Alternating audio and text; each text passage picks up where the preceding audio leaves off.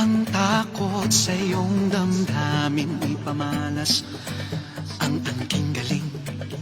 Tumayong buong tapang, harapin ang buhay, akapin ang tagumpay. Tulungan ang kapwa't bigyang halaga, huwag hatakin ng pababa. Isipin huwag sana ang sarili lang, pakisama't bayanihan. Subukan nating isulong at ligawan ang magandang bukas. Ikaw at ako magkasama tayo, salubungin ang kinabukasan.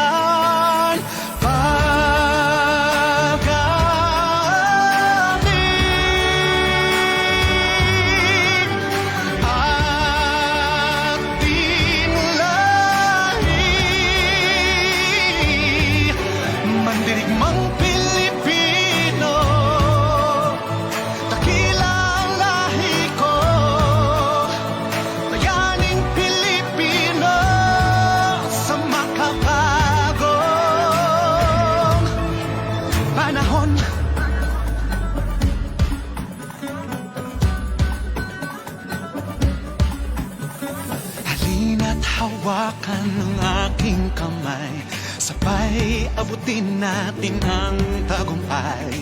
Patuloy lang tayo sa pagpapanday, tiwala sa Diyos ang sandat at gabay. Subukan nating isulong at ligawan ang magandang bukas. Ikaw at ako magkasama tayo, salubungin ang kinabukasan. Pagaling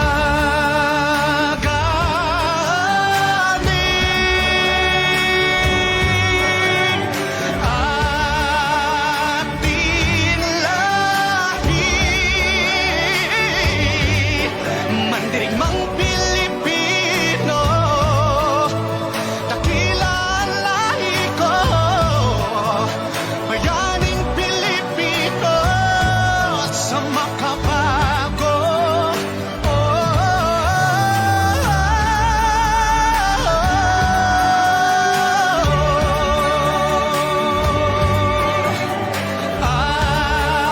Ating lahi,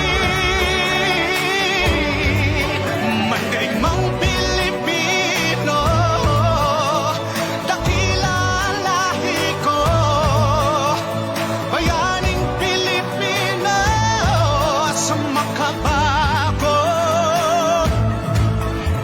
panahon.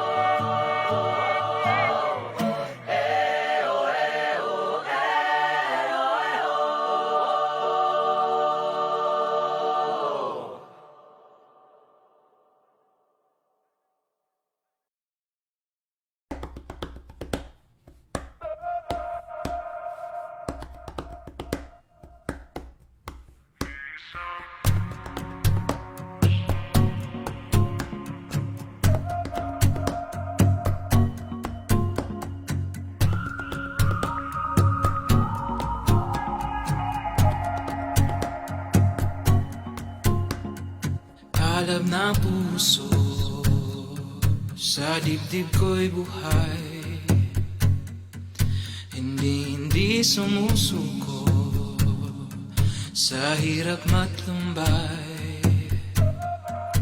Sa mga manlulupig, hindi pasisi, duyan ang magigiti, hindi papi. Kabuti ay batid, 500 taon ng daluyot yanig, tayo bumabangon. Isang puso pa rin, isang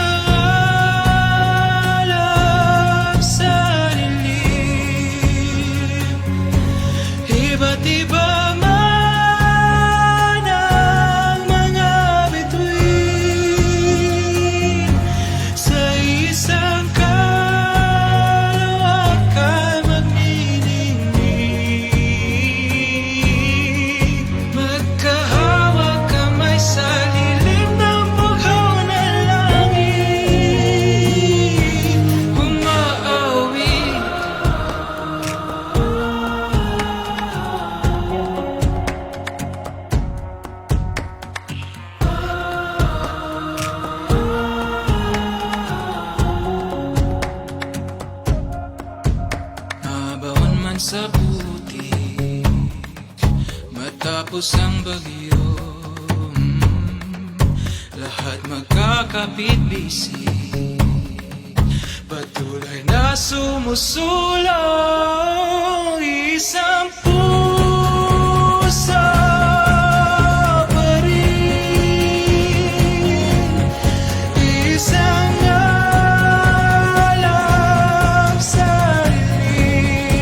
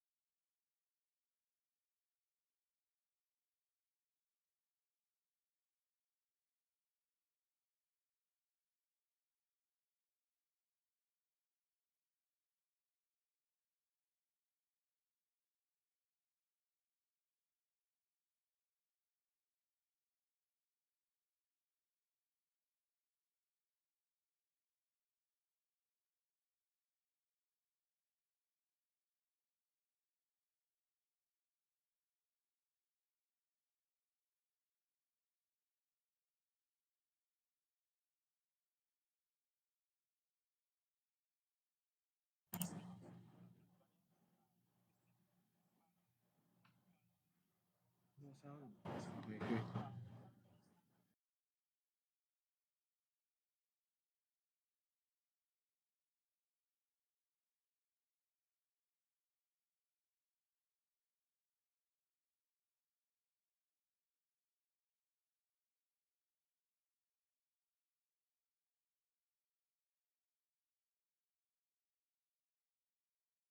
Paper presenter will talk about 17th century Tagalog document writing.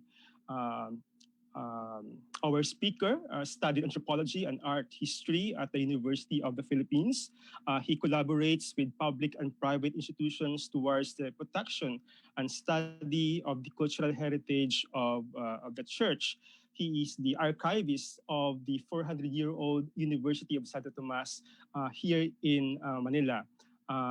So to talk about his work on Tagalog document writing, we have Professor Regalado Trota Jose.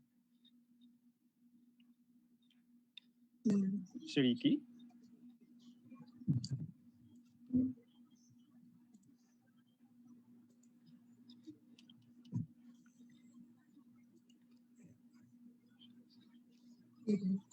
Okay, good afternoon. Can you see this screen? Yes, sir. Okay. Yes, sir.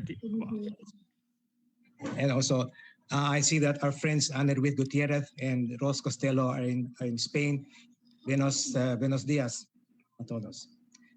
I will be talking about 17th century Tagalog document writing, and I'll share you my experiences with this research program. My talk will be divided into 4 parts: the introduction and talk about documents with simple signatories as the Tagalogs, and the third will be the longer part from Tagalogs who are writing from signatories to executors. And then the fourth will be my closing remarks.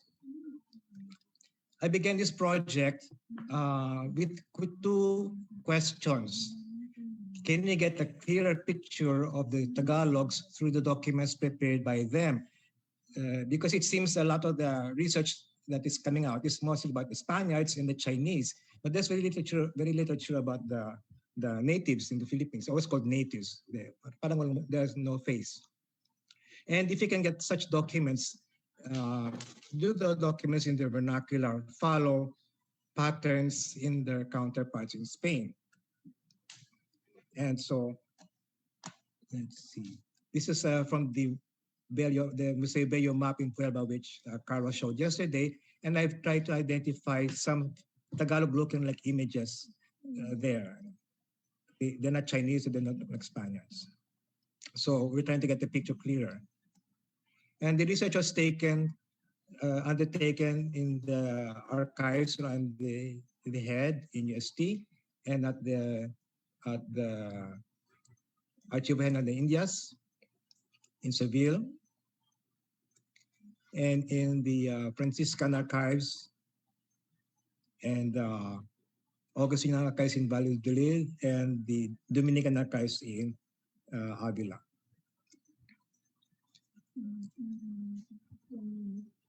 So basically I made the classification of the documents that I found, and there are the simple documents where Tagalogs are not the main actors in the documents, but where they are just signing, like a citación or summons for a hearing, or signing for a court hearing, or after providing testimonies, or a simple receipt of payment. So there are a number of examples of these. And one of these is the oldest document that we have. Oldest, hindi ko maano yung screen.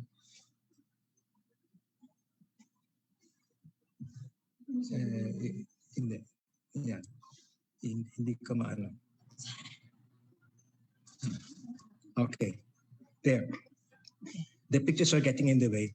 Okay, so this is an image. These are 2 images of what may be the oldest documents we have with Baybayin in a colonial manuscript. I found this at the Archivo de Indias, And thanks to Ana Calleja, Ana Hernandez Calleja, um, I was able to access these documents which have been digitized, but they are not yet available online. So this is a real privilege, and um, I was able to access these documents on the first day that I was in Seville.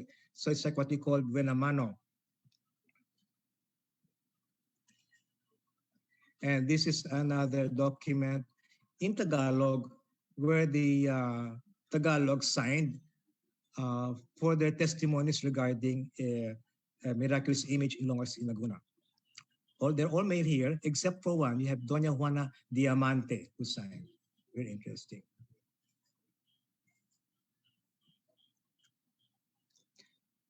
Then there are more documents where the Tagalogs were the actors. They had more active participation in the creation of these documents. And I have classified them into four. The first is the unofficial writing, not just for themselves, documents and land, which is the greater percentage of the documents I found, and then a smaller percentage of various other kinds of documents, and then last wills and testaments. I will show you examples of some of these, but not all of them. So for an example of unofficial writing, which are, only a small number of these, there's an account of a stabbing in Liliu, Laguna, which was written by Fabian Paglayunan. And the document was written between 1601 and 1646 and copied later. And it was Jean-Paul Potet who transcribed and published this in 2012. So, then the greatest part of the documents that I found pertain to land. So I have classified them according to four. Escrituras de venta de tierras, sales of land, deeds of donations of land, land disputes, which are also several, and land separation and boundaries. A great number of the sales of land can be found in the UST archives. Just in this one volume, which records the sales of land to the University of Santo Tomas, and most of the documents here belong to the 17th century. What I did with these documents is try to find a pattern in the ordering of the documents. For example, this is the earliest document that we have of a land sale. It's written in Spanish. It's dated 1593, but it is only a copy made in the 19th century. So you have the place, the date, and the situation where Doña Ana Pagican appears before the scribe, and then the action of the sale is mentioned, and then you have the names of the vendido status and the residents. In this case, it was Pedro Rodriguez of Panay who bought the land, and then there are various clauses on the sale, the control of the sale of the land and the cost. And there are these interesting renunciations by the vendor, Doña Ana Pagican, who renounced the laws of Justinian, the Senate, and others, which I think need to be further discussed. And then the testimonies, the witnesses are there and they sign. So this is a common pattern. And let's compare it with another Dido Seli, which is now written in Tagalog, written in 1602. The place and the date, and then again the situation, and we have the vendor is Don Carlos Calao, who may have been the author of an early poem about Magellan, and then the action of the sale, and then the land and its description. You have measurements and its location, and then various clauses on the sale of the land, and then the witnesses.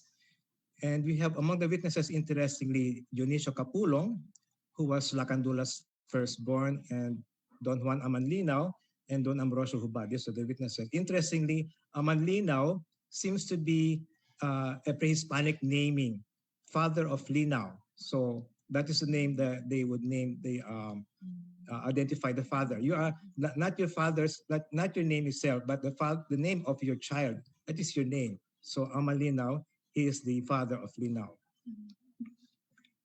And Ambrosio Hubad is unusual, Ambrosio the Naked. So let's see how it goes.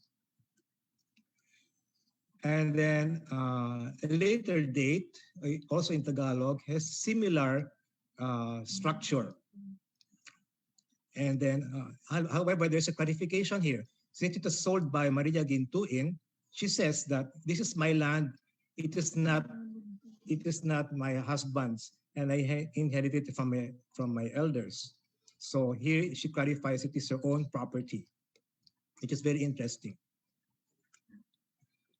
Then we also have deed of sale written in Baybayin. We have only two available at the present, and they are both in the UST archives. One is dated 1613, and one is dated 1625, and both vendors were women. And in this second document, Doña Meresi Lang also sold the land to a lady, Francisca Longad of Dilao. So let's look at the structure. You have the place, the date, the vendor, and the action, place of residence, the price, the pertaining clauses, and the witnesses, and the scribe. And similar to the document of 1625. However, this later document misses out three items: the place where the sale was conducted, the clauses, and the name of the scribe were not included. So let us look at another document in Tagalog. This time it is in Romanized Tagalog. And again, it's Francisco Longad and her husband, Luis Castilla. They sold again to a person we met before, Ambrosio Hubad. And you see here the signatures of Luis Castilla and Miguel Sugay over here in Baybayin. So let us look at the structure of that previous document. Slightly different from the previous one. The scribe introduces himself. Now you have the actors and the selling, and the price and adjustments and the witnesses. So in the second part of the document, the structure is similar.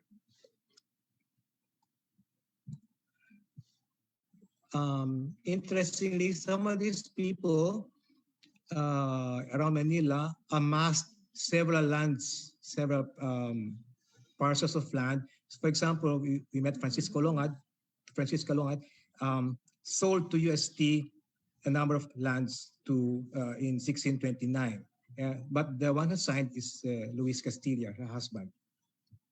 Later on, we will see that in the later document that the land was indeed sold after 5 years of litigation. And in the end, it was Francisca Longan who signed and saying that all the land is mine actually. So if you can compare the Baybayin documents with the Spanish and the Romanesque Tagalog, we see that they basically follow the same structure, except that in the documents written in Baybayin, the renunciations of the women are not included. And that causes me to wonder, why did they not anymore specify this?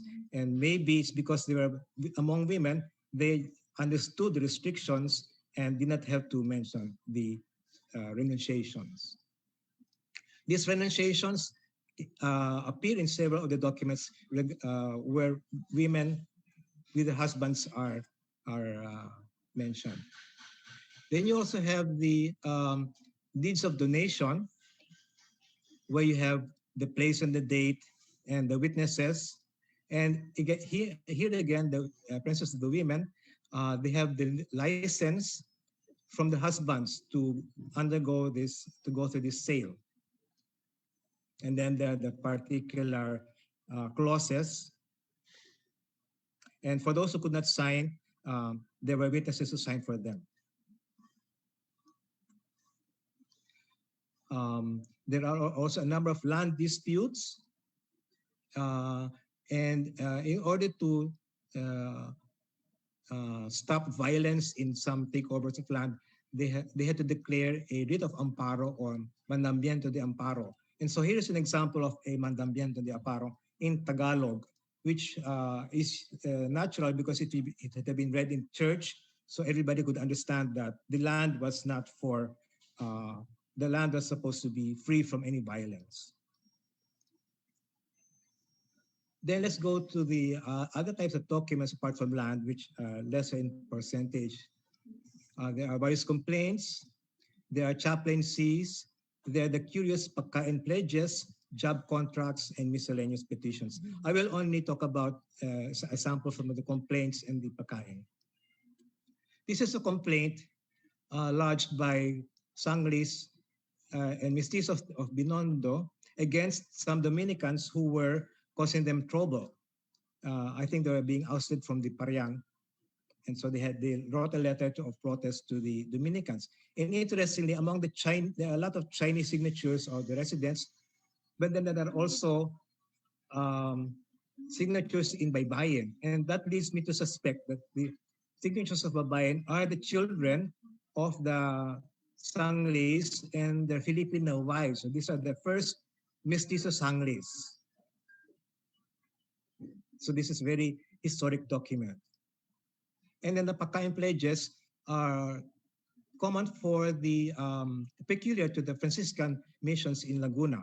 And the Franciscans were known as paring hari in the 17th century. So this is an example of the pledge to feed the Franciscans with manok and the kind of chickens that they will give, and also wine and sugar and vinegar and different kinds of fish. So it's a very interesting document of how the people provided the sustenance of their parish priest.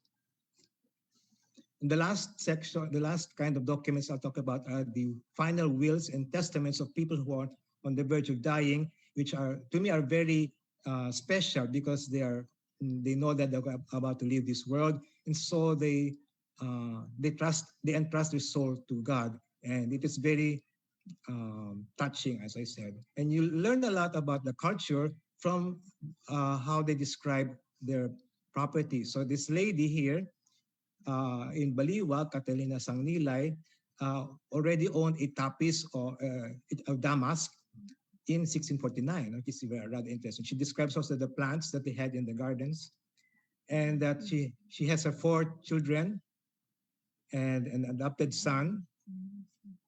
And you have technical terms here in solid, which is divided into 5 in solidum as a whole. And there's always the command, comply with this as this is my will, lo cual cumplan por ser mi voluntad. We have found also a will in Tagalog, which is very interesting. Basically follows the same structure as the usual will in Spanish by Miguel Di Pasuay of Binyan. And he also gives special instructions, including a katana or a Japanese sword and halberd to be given to his son Gabriel, which is the spelling of Gabriel in the 17th century. So I come to my conclusion, my closing remarks. First, there is so much textual material created or signed by 17th century Tagalogs. Contrary to when I first began the project, I found so much, and it was so difficult to write this paper because I had to focus and just list on others. So this is just to give an idea of how much documents there are produced by Tagalogs. And then in this archives that I mentioned. Second point I'd like to make is that this material must be diligently studied to learn a fresher and clearer view of the Tagalog vis-a-vis the Chinese and the Spaniards who are already amply featured in Philippine history, especially with the now fashionable trans-Pacific perspective. And I think the map from the Arcon in Puebla is rather interesting because you have the Spanish Intramuros in the middle, you have the Parian to the left, and the Filipino districts to the left, and the Spanish to the right. Third point is, in the same breath, the context of the text produced or signed by Tagalogs must be understood. It is necessary, for example, to ascertain if in a particular document the Tagalog was a signatory, the motivator or collaborator of the matter in the document, a copyist, or a translator from Spanish to Tagalog or vice versa. So here is a signature of Diego Laksamana, a Ladino, who summarized the Baybayin documents that I showed you earlier in 1629. Fourth, and penultimate point, women figure very much in the transactions in question. The renunciations that they had to make and other conditions they had to abide by in their dealings provide much room for study. So the work never stops, actually. And just to show you some of the women who are represented in these documents, these are the signatures I found of them. Some of them are in Baybayin, and some of them are already written in Romanized Tagalog. So you have again here Doña Juana Diamante, you have Maria Mutia, you have Maria Calong, and you have Maria Hipolita. And interestingly, in the documents in the Augustinian archives, these ladies in 1672 filed a legal suit against the will of Doña Elena de la Cruz of 1652. She had already died, but they were contradicting her will. So there's a long battle of wills here in these dossiers. Actually, it's like all of these women are calling out to us, write about us, write about us. And this is unusual. In my first day in Sevilla, I already found this document about the comment of a principal from Lubao in Pampanga, which is attached to the documents written in Tagalog, for the Tagalog, sorry.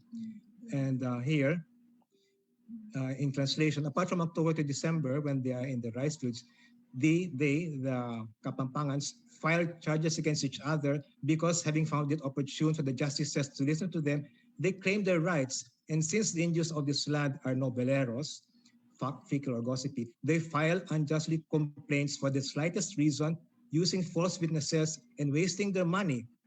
And the greater damage is that with a new judge, they renew the complaints, even if these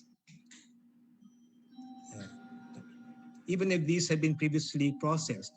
And in such manner, the demands keep piling up, with the complainants ruining themselves in the process. So my question is, did the pre-Hispanic Filipinos have a litigious streak of filing charge, naghahablaan, as you call it, and was it exacerbated by the appropriation of the Spanish juridical system for their own ends? So that brings me to my conclusion that there is no stopping to this kind of research.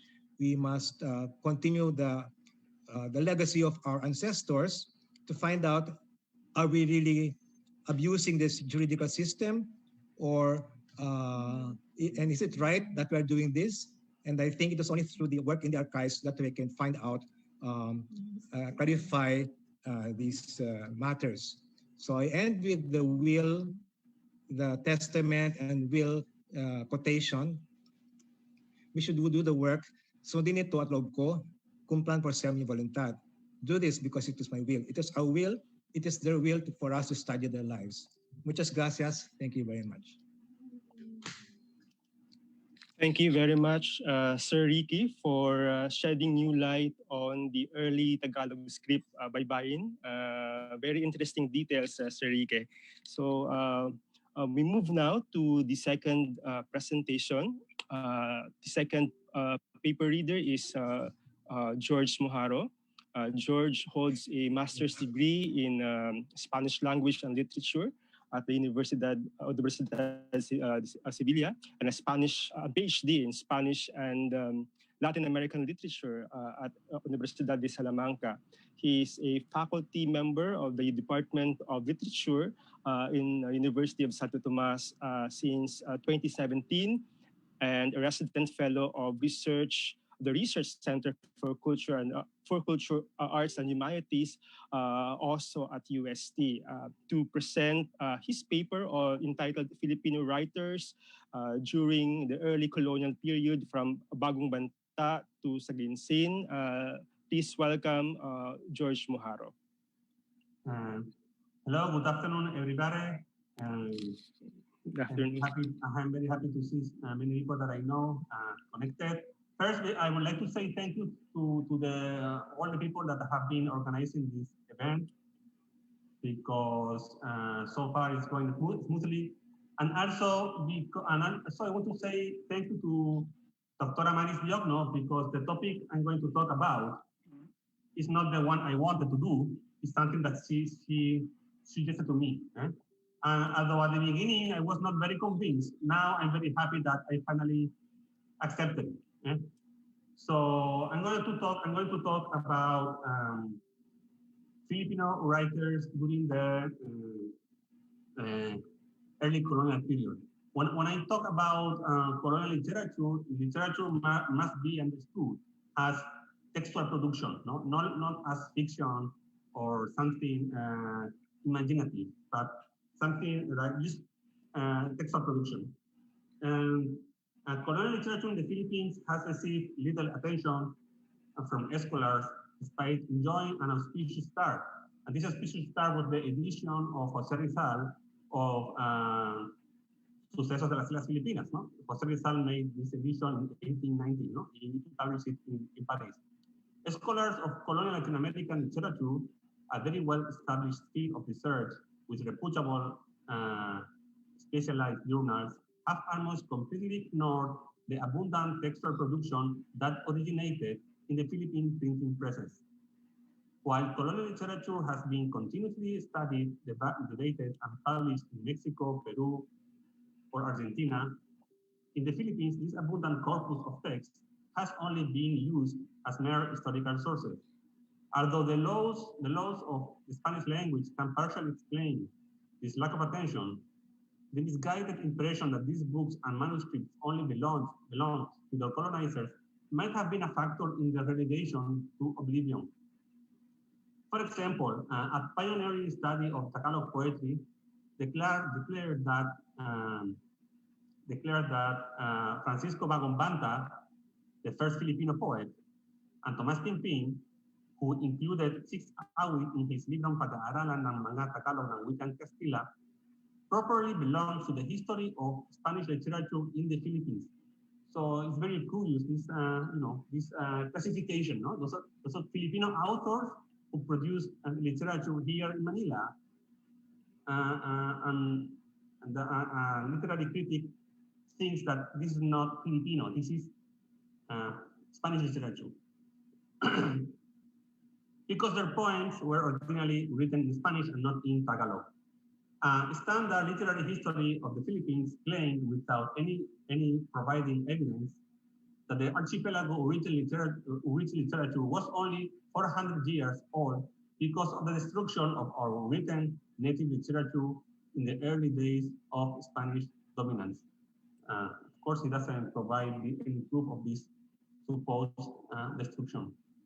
A Bicolano historian proposed that only literature written in vernacular languages could be genuinely considered Philippine, and added that Filipinos should not assume as our things that belong to our foreign colonizers, some of which never registered any influence at all upon our Filipino self. So according to this last definition, José Rizal wouldn't belong to the Philippine literature because he wrote his book in Spanish. No? These essentialist and certainly outdated opinions regarding the development of literary culture during colonial times have discouraged Filipino scholars from studying this corpus impartially. By doing so, a group of Filipino writers of the colonial period has remained condemned to oblivion even before they were even read. Although prevalent until the 60s, such cavalier attitudes began to be harshly criticized by other Filipino professors with a broader approach. For example, Antonio Manuut explicitly criticized the narrow-minded and even racialist perspective of Domingo Abella and advocated the study of all the literature produced in the Philippines during the colonial period, no matter who wrote it, whether they were missionaries or Creoles. In the same vein, a Filipino Jesuit, Bernat, pointed out that any cultural history of the Philippines could not be accomplished without taking into account the enormous impact of the church. According to this author, the printing presses during the colonial period published works that were important not only in giving information about the Philippines, but also for their role in the intellectual and cultural formation of the people. A professor of UP went even further by claiming that the glorification of our pre-Hispanic past at the expense of historical truth is cheap scholarship. He then proceeded to include in the history of the Philippine literature in Spanish its 4 centuries of textual production, including any work written in Spanish, such as sermons, chronicles, accounts of events, libros de fiestas, handbooks for priests, and even grammar. As it has been done in Latin America, every history of the numerous Philippine literature should be as inclusive as possible. The history of literature is no longer the mere representation of the collective literary glories of a nation, but a chronological study of the literary phenomenon within a specific territory and context. In this regard, Philippine colonial literature should be an exception, and a closer look at this period will allow us to see that some Filipinos dared to write, notwithstanding the limits that had been imposed by colonial policies and the friar-owned printing presses. In this survey, I will address the literary activity of 9 Filipino authors in chronological order. Then relatively unknown and who practice different literary genres such as poetry, sermons, historiography, theatrical playwriting, and even scientific criticism. So the first author is now, at least by the name, is Francisco Bagombanta. No? Francisco Bagombanta may be one of the few authors who entered the world literary history with the shortest contribution, which is a romance of 56 verses in Spanish and Tagalog, better known by its first line, Salamat ng walang hanggan. No? We know little about this author apart from the fact that he was most probably a native Tagalog educated by the Dominican, a Ladino, or a fully bilingual person who worked as a translator, a devoted Catholic, and a very skillful poet. As you can see here in the image, no, coplas a su modo y composición sobre la misma materia. No? You can see that, for example, at the beginning, the friars used poetry in order to introduce the doctrine, the Christian, the Catholic doctrine. So you see coplas a su modo, songs in the native way. So they were using the let's say the metrical structure of Tagalog songs, but they replaced the lyrics. I imagine that this poem should have been sung. So what they did is they keep the metrics, they keep the reading, but they changed the content. So coming back to Fernando Agombanta, Francisco Agombanta, sorry, Fernando Agombanta, his poem was included in Libro de las Cuatro Postrimerías. No, in the libro, in a book by Blancas de San Jose, published in 1605, which is Memorial de la Vida Cristiana. No? The inclusion of Francisco Agombanta's poem in the first pages of Memorial might have served a double purpose. First, it demonstrated that to the friars in Spain and in Rome, an example of a successful conversion. The fact that the natives could competently write a religious poem in 2 languages might have certainly impressed European readers. Secondly, for evangelization purposes, the inclusion of Tagalog poet in the book, praising its religious content, was entirely instrumental. It constituted an outstanding portico for the memorial. Nevertheless, what its inclusion indicated at the same time is that the printing presses were not close to the participation of the natives as far as the creativity aligned with the goal of the friar, which was evangelization.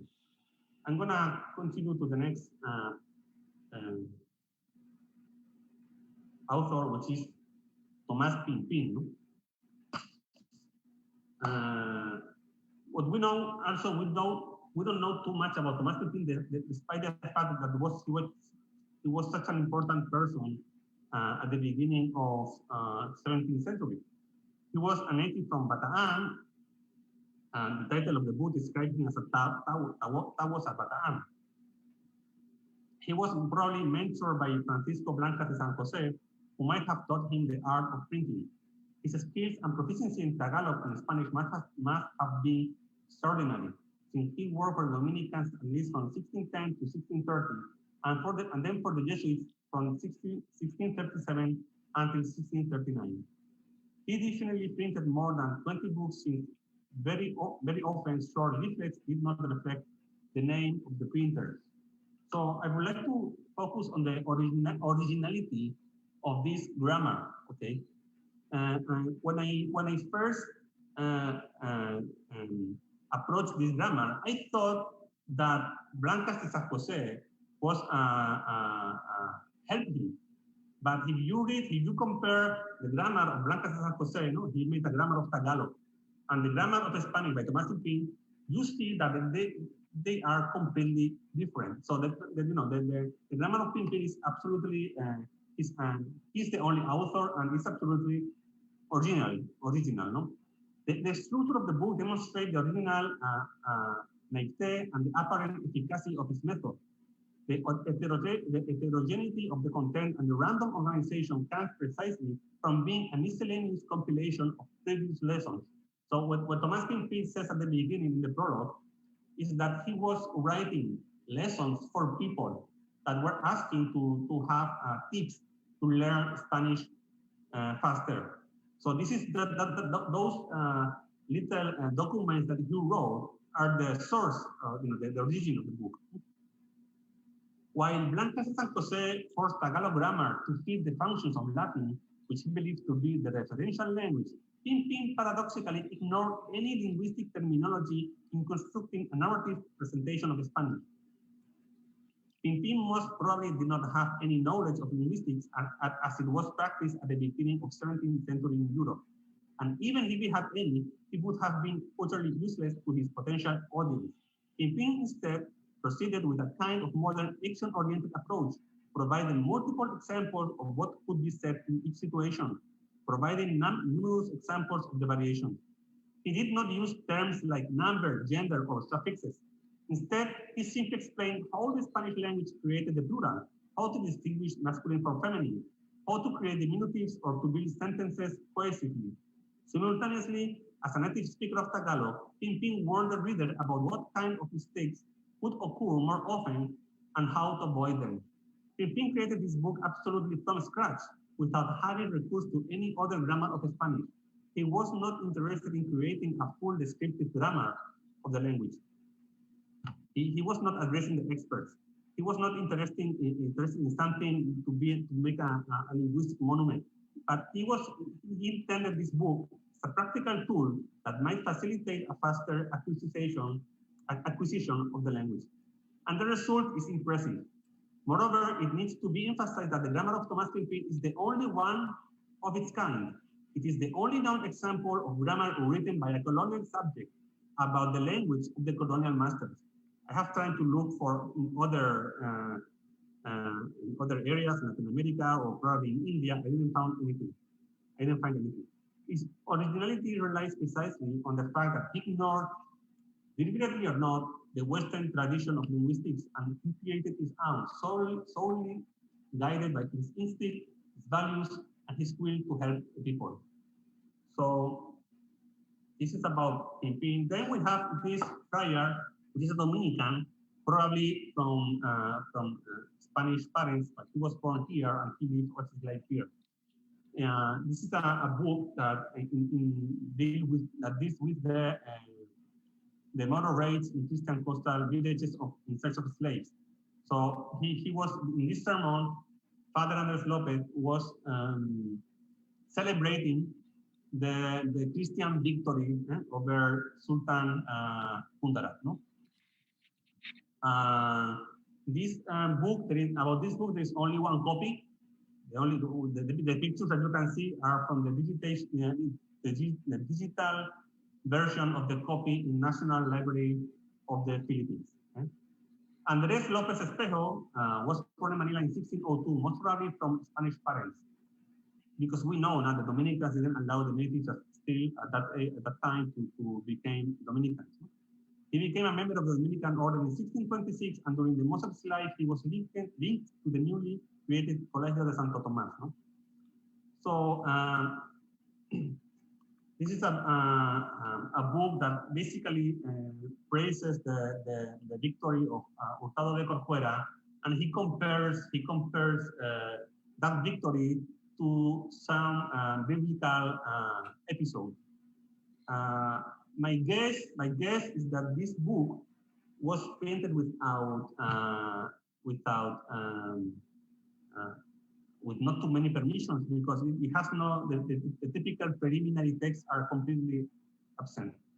I will go to another one which might be more interesting, by Father Francisco Moreno. The first historian born in the Philippines was a secular priest, Francisco Moreno. We know, however, more about his father, who bear the same name, than about him. Well, his father was a captain, and he was involved in different battles at the beginning. And what we know about Francisco Moreno, he was born in Manila around 1607, and he wrote his introduction of his Historia at the beginning of 1649. So Francisco Moreno was 42 years old. He wrote his only historical work is this Historia de la Santa Iglesia Metropolitana de Filipinas. We don't know where the original manuscript is. In the introduction, there is no information, and even until today, we don't know where this manuscript is. And it was published by the printing press of El Oriente, which is a newspaper. Actually, it was the transcription is quite poor. There are a lot of typos. The origin of the book is a royal cedula by Philip IV, king, dated the last day of 1634, ordering the right to write an account of the events occurring in the Philippines since the arrival of the Spaniards, so that it could be included in a global ecclesiastical history in Latin that he had commissioned. Father Moreno admitted which are his sources. His sources are Juan de Grijalva, Pedro Chirino, Duarte, etc. The position of the author concerning the events is typical of the ecclesiastical class. Regarding the Spanish presence, he cited the Spanish king and the governors, repeating several times that the primary goal of their presence has been no other than to convert the natives to Christianity. However, regarding the natives, he defends the rights and laments some abuses, so he takes sides for the natives. Nevertheless, he reserves his praises mainly for several friars whose works and efforts are described in detail. So this is one of those chronicles that have been clearly overlooked. And then we have one of the first scientists, which is Ignacio Mercado, that was probably born in Manila in 1648. His mother was Filipina and was raised as a bilingual child. And well, I will skip his biography. This is a very, very interesting book. Manuscript actually has been published partially several times, and it's a book of medicinal plants. The original manuscript has the title Declaración de las virtudes de los árboles y plantas que se encuentran en este libro. So the translation is the explanation of the virtues of the trees and plants contained in this book. The most complete copy of this manuscript is in the Biblioteca de los Agustinos de Valladolid, although there are copies in several other places. No? For example, a typical entry of a plant would be like this. Would be, for example, Banquilin, Iba in Tagalog. Then he said the Latin name, no? Philanthus acidissimus, no? And data. This tree is so well known that there is no place without it. Its fruit is very nice and conserved food, and very good for stews. Its leaves are used for the baths of mangy people, to mature abscesses crushed with animal fat without salt, to provoke sweats with other hot herbs, to moderate its coolness. So is he has a very pragmatic approach. He makes the description, technical description, and then what is the plan for? How the plan can be used. Actually, the book is full of recipes about how to use medicinal plants. This is one of the most, in my opinion, one of the most outstanding intellectual productions of colonial period in the Philippines, and has not been properly. We always talk about the Flora de Filipinas by Father Blanco, but we should go back. We should go a bit back, and I think this work of Ignacio Mercado should have some kind of recognition. Then I'm going to talk about Nicolás de San Pedro, which is the first author of theater. He was born, let me see, he was born in Parañaque from a Spanish father and a Tagalog mother, and joined the Augustinians in 1678. And he was a priest in several parishes, in Taguig, in Calumpit, Malolos, Bulacan, etc. And he published three works of theater in a book printed in 1710, which is Leales Demostraciones, which is a typical libro de fiesta. Libro de fiesta contain usually the chronicle of the party, sermons, theater, and poetry. And actually these three works, these three playwrights, were actually represented in front of the governors and the ecclesiastical authorities. The Behamin, here you can see the number one, was dramatized with music during the conclusion of military parade, carrying banners with poetry. This parade peaked with the entrance of a carriage near the houses of the Cabildo. The first half of the Behamin consisted of a polychoral exchange between music, and four singers, while in the second half, music declaimed verses in Spanish, praising the virtues of the city of Manila, which are responded by verses in Latin by dealing with passages of the Bible. So that should have been quite spectacular, and I have not seen something like that ever. So there are two mythological figures talking, each one praising the city of Manila, while one is talking in Spanish, the other one is responding in Latin. So it's a very, very creative thing. This sophisticated and spectacular representation was followed by the immediate entrance of another triumphal chariot, where the next two loas took place in front of the balconies of the Cabildo. From a literary point of view, the technical virtuosity, his familiarity with Greco-Latin literature, his knowledge of Latin, and his detailed handling of the particularities of the theatrical genre, oriented to express lavishness and to search an impact in the audience, indicate that Father San Pedro was an accomplished dramatist in the colonial landscape and was probably aimed to compete with his Augustinian brother, Gaspar de San Agustin. So this is the first Filipino so far that I found that he wrote theater. Okay, another person that will go fast is this Martin Jose de Endaya Rayo. He was the most prolific author actually during the colonial period, and he only published sermons. He came from two prominent Spanish families, and I have to say that both of his, especially the Endaya side, was a very corrupt family. Every time when I was searching about Martin Jose de Endaya Rayo, I found a lot of information about the Endayas, especially in the Chihuahua Indias, because Endayas were very well known to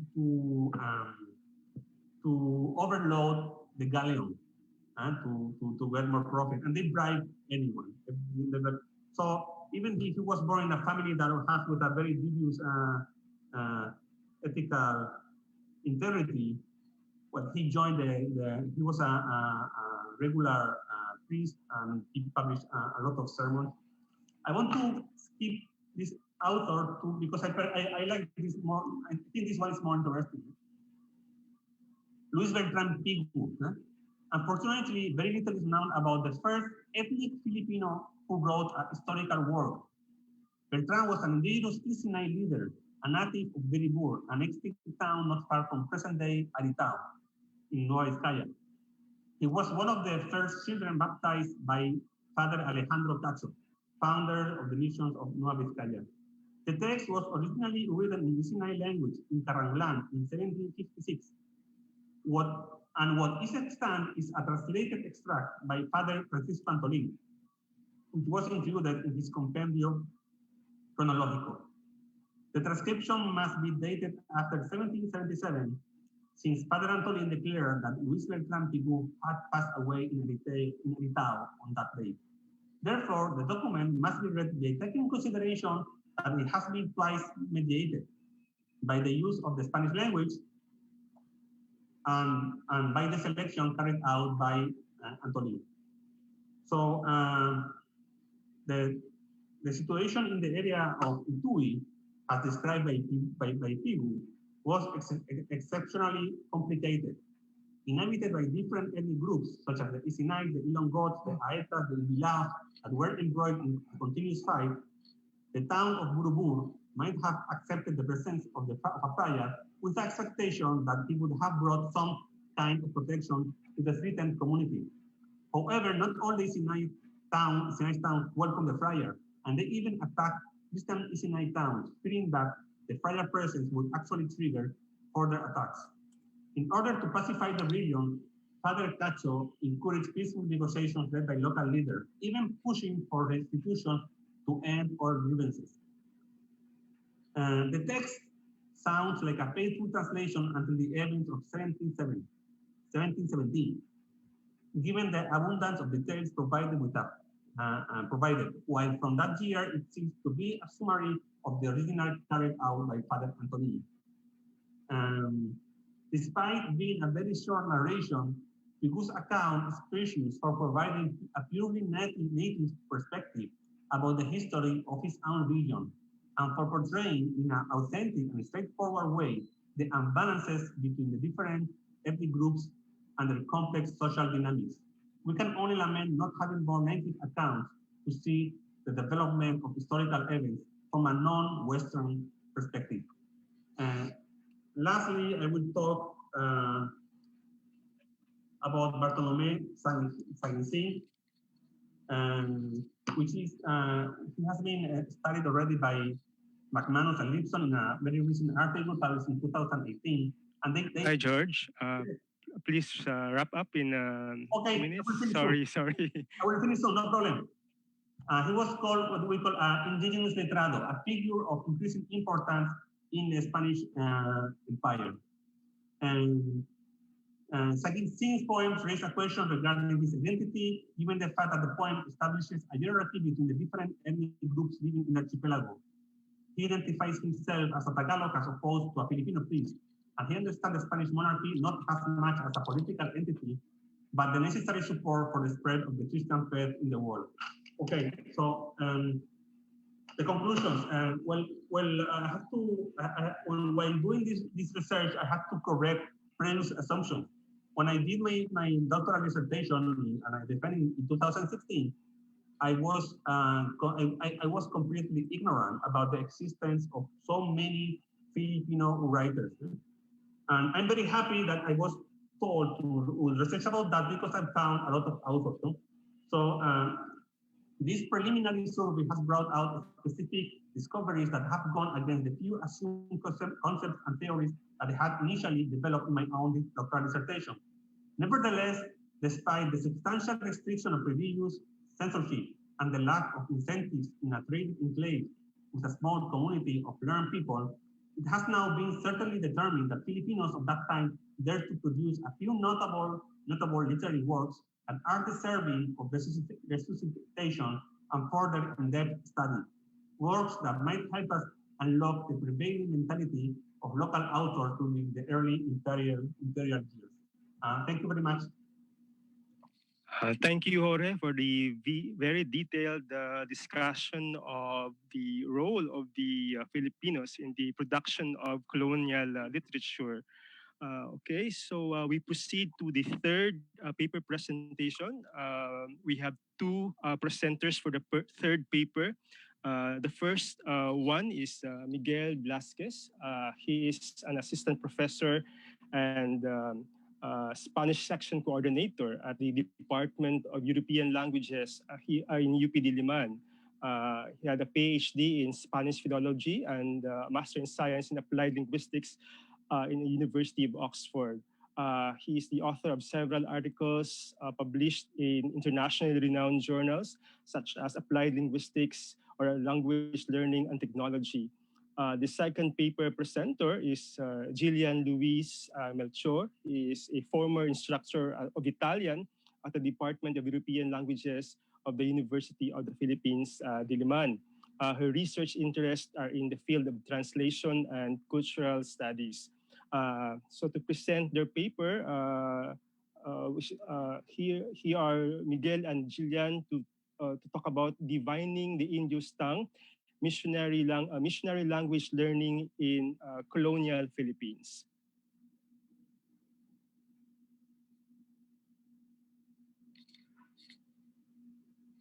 I'll be presenting the. Can you all view the presentation? Yes. Okay. Well, good afternoon, everyone. We'd first like to thank the organizers of Project 2021 for allowing us to contribute to the much-needed revisitation of this period in Philippine history. My colleague, Dr. Blasquez, and I, as mentioned, are not historians, yet we are delighted by the opportunity to use our expertise on language by treating missionary linguistic activities as materials for historical analysis.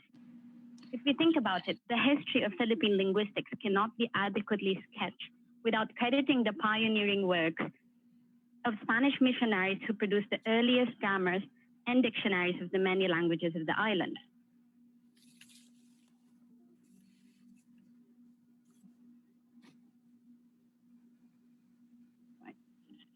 So at the beginning of Spain's conquest of the New World, the priests and explorers came in contact with radically different cultures characterized by alien tongues. Since religious conversion was a pillar of the Spanish project of expansion, the ability to communicate with the natives became a prerequisite to evangelization. This is summed up by Jesuit theologian Jose de Acosta in his treatise that would serve as a guidebook to colonial missionaries. He says 3 things must be procured among all of Christ's ministry, who must take care of the salvation of the Indios: personal integrity, breadth of knowledge, and mastery of the language. He was talking about the Indios language here.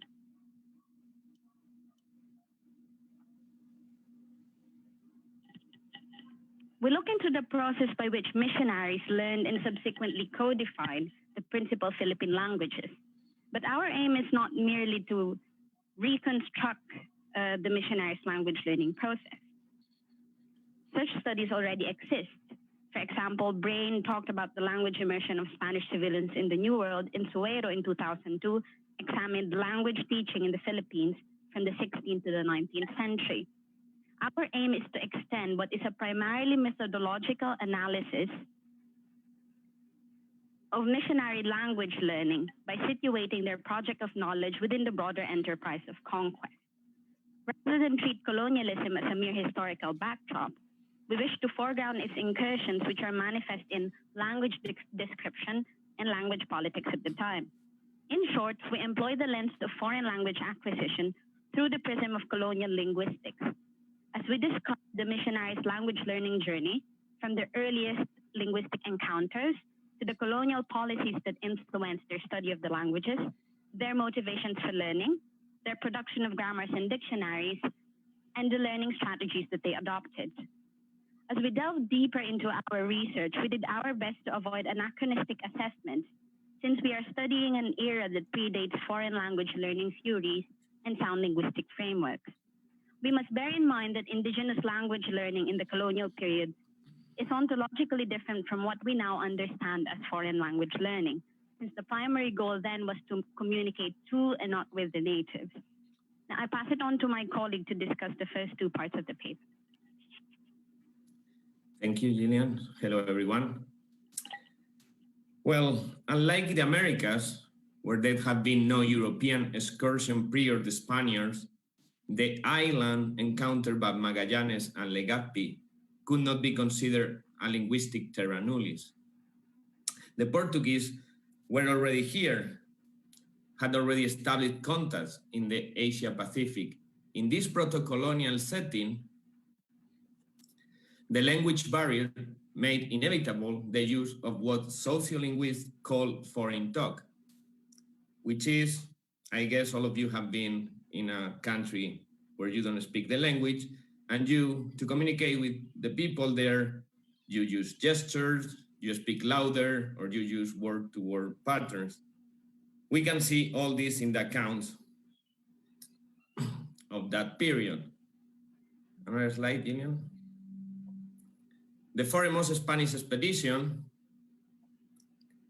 the one of Magallanes, we can see that. Ne sedesemo sopra la popa de questo sempre parlando con segni. We sat down upon the stern of the ship, constantly conversing with signs. This we witness even more acutely in Gaspar de San Agustin account of Indios interacted with Legazpi's crew.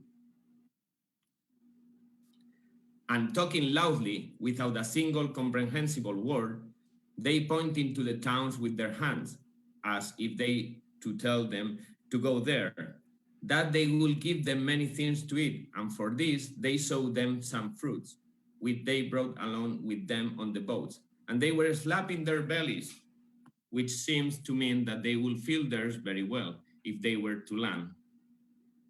Although they call our men and show them toys and other things that they ask for using signs.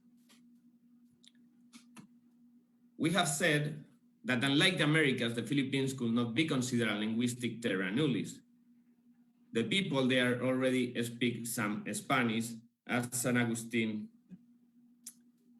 testify. Oyó que los moros decían en lengua castellana, a bordo, come on board, gentlemen. Words that they must have learned from the Portuguese of the Moluccas. This is funny because apparently this episode turns out that their invitation was a rush since the Moros attacked the Spaniards when they were close enough. But well, this is just how it should be at the time. Therefore, early Spanish expedition could not rely on interpreters to communicate with the local. Interpreters that are referred in the literature as lenguas, ladinos, lenguaraces, or even with Americanism, nahuatate. These lenguas were generally natives who lived in close proximity with Europeans for a sustained period, and in most cases were later acquired as slaves. One may easily recall Magallanes' slave interpreter, Enrique. But there are also accounts of shipwreck survivors from previous expeditions. Andrés Durdaneta writes about a castaway from Magallanes' crew who was encountered at the Isla de los Ladrones. Here we find a Galician named Gonzalo de Vigo, who remained in this island with two other companions from Espinosa's ship. As the other two died, he remained alive, who then came to the ship, and he was of great use to us because he knew the language of the island. Other lenguas were conquistadores who decided to live among the natives, as we can see in the Real Cédula emanated by Queen Juana. To the best of my knowledge, some Spaniards in New Spain are lenguas among Indios, Spaniards who wander the land, going to cities and towns, conducting business sent to them by judicial and government officials. As you can see, it was already an important matter for the crown in Spain to regulate all this. The Spanish crown and the church sought to unify the empire through evangelization, acculturation, and linguistic homogenization. The general consensus then was that indigenous language were unsuitable in imparting the mysteries of faith at the very beginning. Not only Spanish was cemented within the Catholic tradition, but the Indios language were considered a big vehicle of pagan superstition and witchcraft. This vision took official form during the first phase of the Council of Trent, where Castilians was proclaimed the preferred instrument for evangelization, and Carlos V propelled this in this cédula, provide for the mandate the teaching of Spanish to the Indios. However, this proved to be an Herculean task, since the vast amalgam of cultures, languages, and territories overwhelmed the scant resources in hand. This is why Felipe II contradicted his father, royal edict, in 2 occasions. In 1977, where he established to study Indian language as an scholastic field in the universities, and in 1582, where friars and clerics who know the Indian language should be preferred. He stated that they should be preferred. In 1582, in the same year, the Council of Lima and the Synod of Manila decreed the use of the indigenous language in religious ceremonies and the translation of catechism in the indigenous language. Notably, among the key resolutions of the Synod of Manila was the adoption of Tagalog as the vehicular language. These opposing views, one envisioned Castilian as the most viable language for indoctrination, and another that favored the study of the local language, found expression in a single decree in 1596, where Castilian have to be taught to all the natives, but at the same time, the evangelizations should be done in the native language so the people can understand it. Please, Gillian, your turn. Here we'll talk about learner motivation. It is simply impossible to know the personal motivations behind each individual priest who studied the India's languages. Not all of them left journals or traces of their personal lives which we can pore over. However, we can look at the institutional drive to incorporate foreign language learning into the arsenal of the Christian missionary. The wide-scale and systematic study of pagan or indigenous languages was an innovation of the Christian ecclesiastical orders. This does not mean that linguistic activities were not previously undertaken by priests before the advent of colonialism. Yet it was during the Spanish conquest that the foreign language strategy reached an unprecedented height. There are various factors that can account for this, chief of which is the multilingual makeup of the territories to be conquered. Talking about his evangelical work in Las Islas Filipinas, Colin observed that in some areas we noticed how at the mouth of a river was spoken a certain language, while at the other end of the same river was spoken a different one. This was a great hindrance to converting and instructing these people. Another primary reason was the few number of priests assigned to the Philippines. The hope for converts far outnumbered the missionaries, who were bound to be replaced by younger and less experienced recruits. To attend to the sheer volume of Indios, these clergymen had to move from one parish to another. This consigned the priests to a state of nomadism, of Spanish to the natives. As we witness here in Diego Duarte's anecdote, they assigned him to Batan, which is nearby, where he learned the language of the Indians, which they call Tagala, which is the most universal language of this land and the one used among the Indians for many leagues beyond the city. It was thus more practical for missionaries to learn the India's language rather than instill Castilian in an insular colony composed of several ethno-linguistic groups. Not only was it more pragmatic, it had already been observed how the natives in New Spain would listen attentively to a priest conversant in their own language. We see that the Indios, when hearing a preacher who knows their own language, follow him with full attention, beaming with enthusiasm at the speaker and gaping and ecstatic. With their eyes transfixed, they hang on to his words.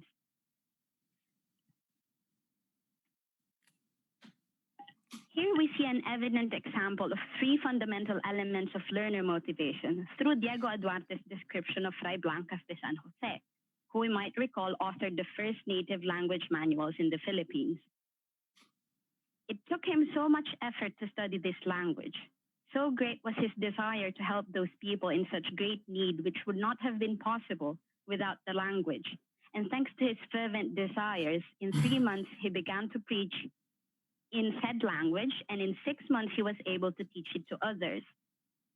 Now, Duarte's characterization provides us a profile of the 16th century language learner who devotes time to study, that's effort, who yearns to be proficient, that's desire, and who has emotional reactions to the task at hand, that's affect. All of these are three key elements of learner motivation. As a language learner, Fray de San Jose represented the figure of the priest-scholar enmeshed in the colonial evangelical mission. From an institutional viewpoint, how can the priest-scholar's motivation to study indigenous languages be categorized? Are their fervent desires integrative, according to Cario Pastor and Mestre's categories of learner motivation? Integrative means stemming from positive perceptions and feelings of affinity with the target language community? Or are their fervent desires instrumental, that is driven by a functional goal? Let us read the censura, that is a legal ecclesiastical approval, of the Vocabulario de la Lengua Tagala. This very book bespeaks of three objectives: the work of searching for many new dictionary entries for the most knowledgeable in the language, the desire that everybody benefit from this so as not to misinterpret the greatest mysteries of the faith, and the divine honor and glory of God in the salvation of the souls redeemed by the precious blood of the Lamb. Now, this censura, along with many other aprobaciones written in the same vein, substantiates Perot's observation that the core objective of missionary linguistics was the imposition of the Christian doctrine and not a rescue and development of indigenous culture and language. Thus, within this context, the missionary linguist's motivation for learning would appear more instrumental than integrative. Since the Let's need move for on to, polyglots, okay. Since the need for polyglot was most pressing in the religious dimension of colonial rule, friars were called upon to serve as interpreters, their name, Padres de Lenguas.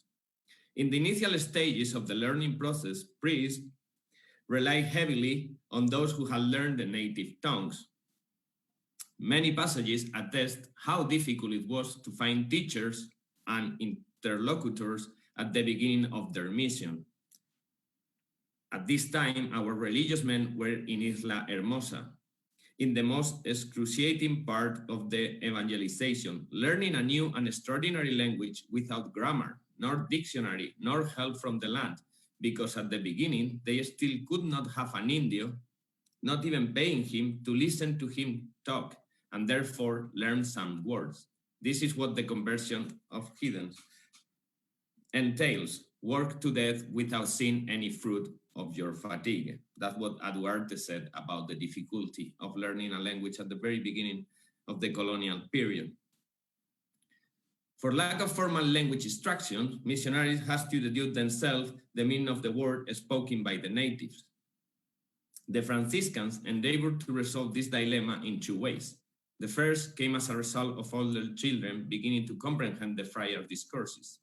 These children rectified the priest Hapsar attempts at speaking their language. The second solution consisting in use bilingual natives. Language immersion remained the prevailing learning method during the first years of the colony, and bilingual natives plays an important role as language tutors and religious assistants. We can see this in the passage of Jerónimo de Mendieta. And they always brought with them some paper and ink so that as they listened to a word spoken by the Indio, they will write it down and indicate for what purpose such a word was uttered. And in the afternoon, the religious official would gather and share notes, and to the base of their abilities confer to those recorded words the meaning which to them seemed most appropriate. It so happened that what they thought they understood today will appear to mean differently the day after. Yet full language immersion via interaction with the indigenous population was an unwelcome learning strategy for average Spaniard. Acosta, as we can see, Acosta appeared to admonish, even judged as ill will, those who outright reject interacting with the Indios. I cannot conceive of a more terrible difficulty than the bad will of men who disparage and consider dishonorable to engage with the Indios and to talk to them in their language. That's what he said. While the theologian appears to deviate from the colonial rhetoric, we must bear in mind that engagement with the natives was an unavoidable step of their conversion. In fact, a constant training manual for evangelism is rife with subhumanizing language. As we can see there, who despises the barbarians, preferring the Greeks, and some Indios, preferring our men, practically does nothing but prefer the rational man over the rational animals. But for both of them, the godness of God makes a space. Such an interpretation of the Holy Scripture signifies as animals men who resemble animals in their capacity. That who does not perceive the things of God, do not reject him yet. I repeat to you once again, do not despair. The Ethiopian or the Indio is irrational. He is, in the end, an animal. From a theological viewpoint, the natives, these quasi-animals, were nevertheless creatures of God, whose salvation fell upon the missionary duty. We have seen the beginning of the foreign language journey was laborious and frustrating because there were no materials and you relied in very few resources. But little by little, they will start creating their own textbooks. Okay. So to surpass the limitations of autodidacticism, for the first time in the world's history, there was a clear demand for language learning textbooks, specifically grammars or artes and dictionaries, as well as native language versions of the prayer books and confessionals, which were the tools of the Catholic missionaries' trade. For an institution with a steadfast tradition of scholarship, such as the Church, the production of linguistic materials appeared the most accessible and enduring means of foreign language learning and teaching. The point of departure of their linguistic project was, first and foremost, translation. Religious councils acknowledged the importance of indigenous speech in expediting religious conversion, that it was not at all problematic to acquire permission to translate catechisms, despite the arduous and rigid process of censorship. It is thus not surprising that the first extant manuscript to be printed in the Philippines was the bilingual catechism Doctrina Christiana, published by the Dominicans in 1593. The governor of the Philippines then, Gomez Perez das Marinas, in his letter to Felipe II says, because of the great need for these accompanying Christian doctrines to be printed, one in the Tagalog language, which is native to and the best in these islands, and another in Chinese, which I hope would bear great fruit in the conversion and indoctrination of the peoples of one nation and those of another. Yet it was not at all usual at the time to translate the entire Bible, partly to gatekeep the Holy Scripture from those who lack higher theological education. The aim, after all, was conversion and not instruction. Instead, short translations of daily devotionals, rosary prayer guides, biographies of martyrs were produced for the consumption of Indians. The act of translation was intimately tied with the process of conversion. It is thus simplistic to describe translation in the colonial period as a mere transference of semantic meaning from one linguistic system or one language to another, not just because a cognitive chasm existed between the European and non-European languages, but especially because it was exercised under asymmetrical configurations. This is made explicit by Rafael, who sums it up. For the Spaniards, translation was always a matter of reducing the native languages and culture to accessible objects for and subjects of divine and imperial intervention. The act of reducing the native language into accessible objects of knowledge is seen more acutely in the production of linguistic manuals. As missionaries created learning materials for other missionaries, a process of codification took place. Errington describes this codification as the process of reducing speech into writing. As they described indigenous languages, missionaries engaged in two distinct yet overlapping linguistic activities. They have lexicography and grammatization. In the next slides, I will go into the details. So on one hand, these priests cataloged indigenous words and represented, in Castilian terms, the cognitive worldview contained in the Indios vocabulary. This process led to the emergence of a lexicographic tradition, or simply put, the tradition of dictionary making. There is simply no time to go into the empirical details of the lexicographic tradition in the Philippines, but there are two important factors or points that we must consider. First, empirical linguistic studies revealed that the tradition of dictionary making in the Philippines at the time appears to be an offshoot from what had already been established in New Spain in Latin America. This means that the style and structure of the vocabularios in Tagalog, Visayan, Pampango, Bicol, Ilocano, Pangasinense follow lexicographic styles in Amerindian dictionaries. The second point is that dictionaries were constantly written and refined through collaborative undertakings. They distributed each letter to the most erudite among the natives and the most well-versed in the language, so they would examine, erase, and add in each one to find letter in the other letters which they believe most appropriate. These dictionaries were so instrumental to the fruition of the evangelical mission that they have come to acquire a certain theological value. So even if it was just a dictionary, ideologically it could substitute the scriptures themselves. We see this in Bergaño in his Aprobación, where he says, after having considered the subject of this work and its destiny, even if it is not the same doctrine of the mysteries of our holy faith, it is undoubtedly the most appropriate dictionary for this bread of teaching to be communicated with legality and purity to the numerous infant souls of which we are responsible. The other process is grammatization. Although tedious and challenging, one might imagine that the task of listing down words that are alien to you would be less complex as making sense of how an alien language works.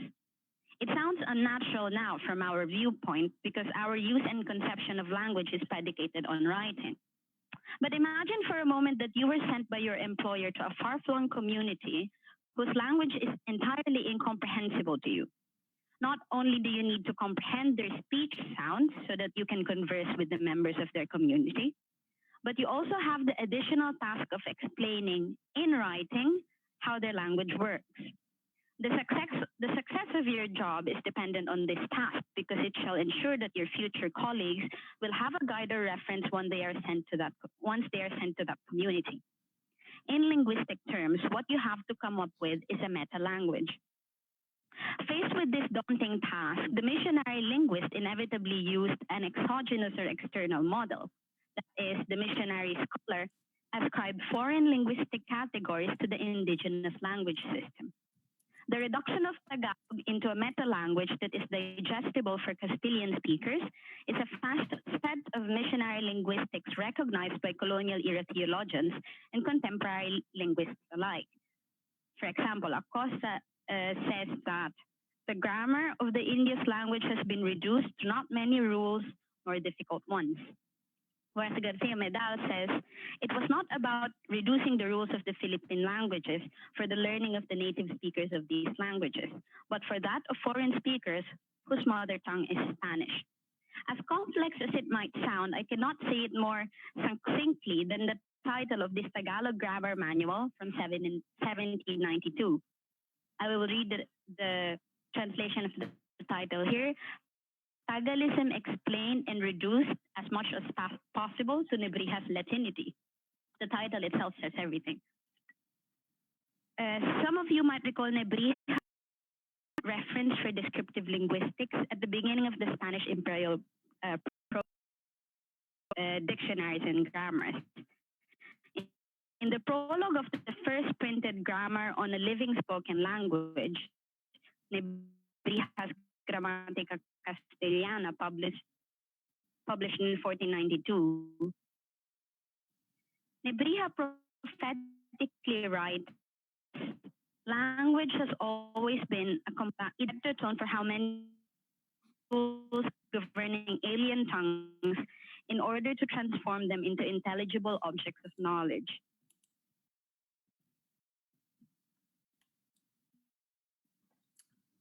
My turn, So when, Lilian? yes, your turn. No, I don't know.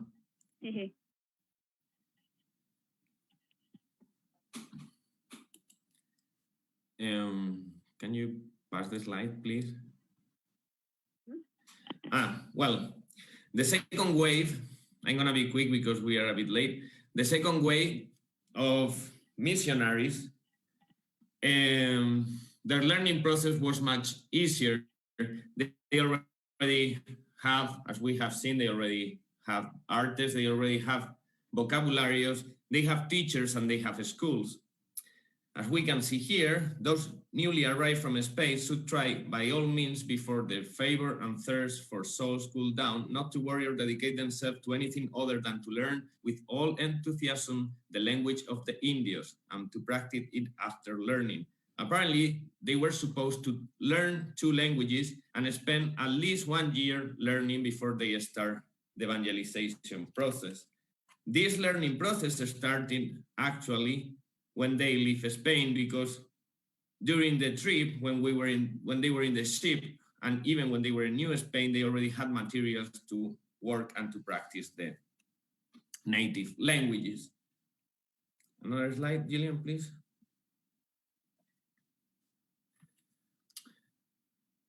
The traditional method at the time was the one that they used to learn Latin and Greek, and it was based on writing and translating. However, they find out that that was not useful to learn living languages, and that's why in the only theoretical reflection or pedagogical reflection that we have nowadays, that is Acosta's Procuranda Indorum Salute, they advocate to also, apart from reading and studying the rules and doing written exercise, they also have to talk with the Indios and to use the language, anticipating what later in the 17th century will be the thesis of 2 seminal tests in foreign language pedagogy, the Janua Linguarium of Bath and the Janua Linguarium Reserata, the Comenius. So we can see that these missionaries were the first one in blending the grammatical approach and the communicative approach. Also, in this passage, we can see how Acosta talked about that to learn a language, we need to listening, speaking, writing, and reading. In these classes, they were in groups, and they used artes and vocabularios. They were the main textbooks. Gillian, another slide, please.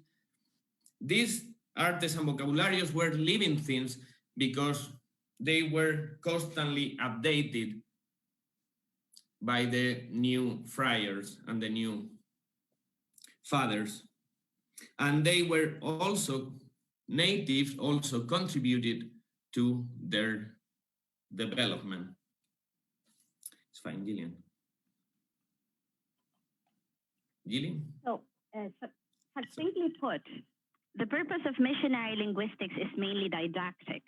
Almost without exception, grammars and dictionaries were composed by missionaries for missionaries.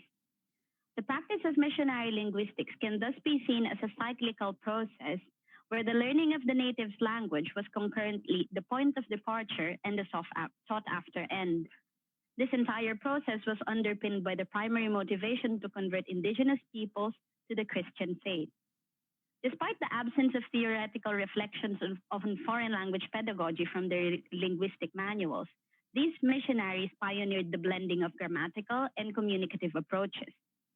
From the paratextual materials that surround their grammars and dictionaries to the narratives recounted by colonial agents, we can glimpse a nuanced perspective of the agent of faith endeavoring to learn and codify foreign tongues so dissimilar from Venerable Latin and Imperial Castilian. Yet despite asymmetries in institutional power, the linguistic project did not preclude native responses. In fact, in every step of the missionaries' language learning journey, we can see indigenous agency. More than testaments of cultural incursions, the grammars and dictionaries countered the general view that colonial linguistic pursuits were confined within the monastic ivory tower, as we witness how the missionaries' language learning process emerged as a zone of language and cultural contact between the colonizer and the colonized, or more aptly, between the man of God and the heathen. Dr. Maharo mentioned earlier Tomas Pinpin, the remarkable case of a colonial subject writing his own grammar of the colonial language. We might also recall the Filipino scholar, Pedro Bucaneg, whose role in the publication of the Ilocano translation of the Doctrina Christiana was recognized by the translator himself. Father Francisco Lopez. He says, I, being the creator of this work, did so with absolute care and always accompanied by the most polyglot Indio of the province and the most knowledgeable of the things of our faith, who is Pedro Bucaneg, blind, native of Bantay. So that's it. Thank you very much for listening to our presentation. Thank you very much. Maraming salamat, Jillian and Miguel. So we proceed to our last paper presentation. The presenter is Assistant Professor Kirby Alvarez. He's an assistant professor at the UP Department of History. He obtained his PhD at University of de Namur in Belgium. In 2015, he was awarded the NCCA Young Historians Prize. His paper is entitled um, uh, Colony and Catastrophes, Earthquakes, Volcanic Eruptions, and the Discourses on Disaster in the 17th and 18th Centuries. Please welcome Professor Alvarez.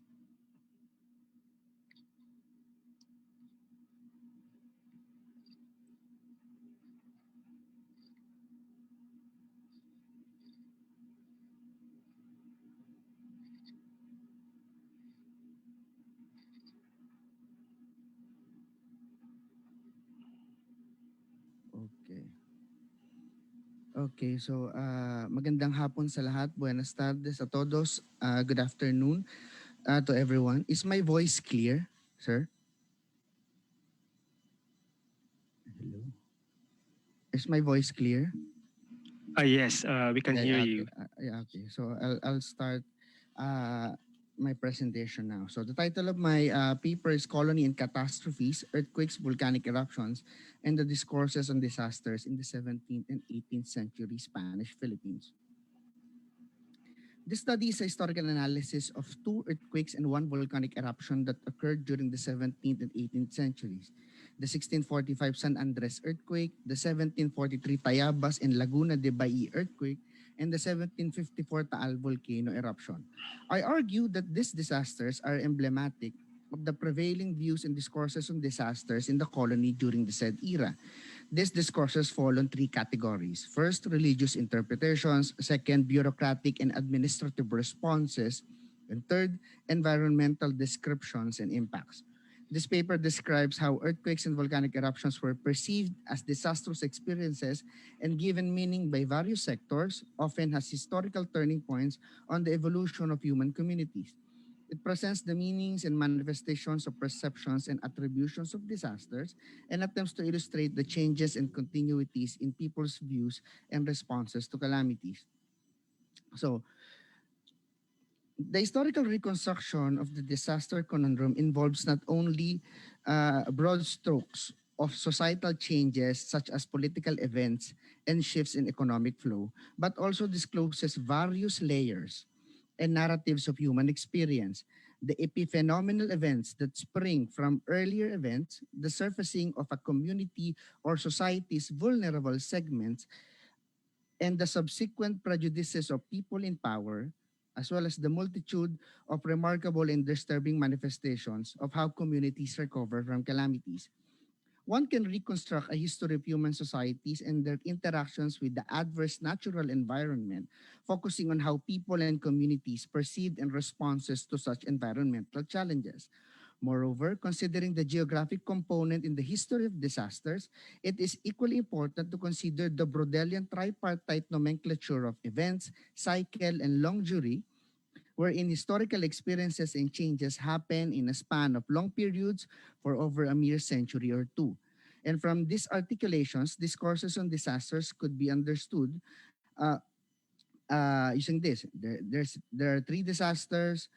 There are continuities and changes in views and responses in a span of more than a century. Let's look at the first discourse I'm talking about, the religious interpretations.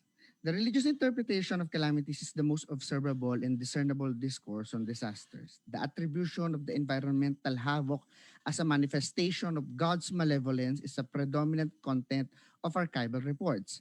The reason is that most of the people who documented these disasters were part of the religious orders. On November 30, 1645, around 8 o'clock in the evening, a strong earthquake hit the central and southern part of Luzon Island. Historically, the earthquake has been known as the San Andres earthquake as it occurred during the celebration of the Feast of San Andres in Manila.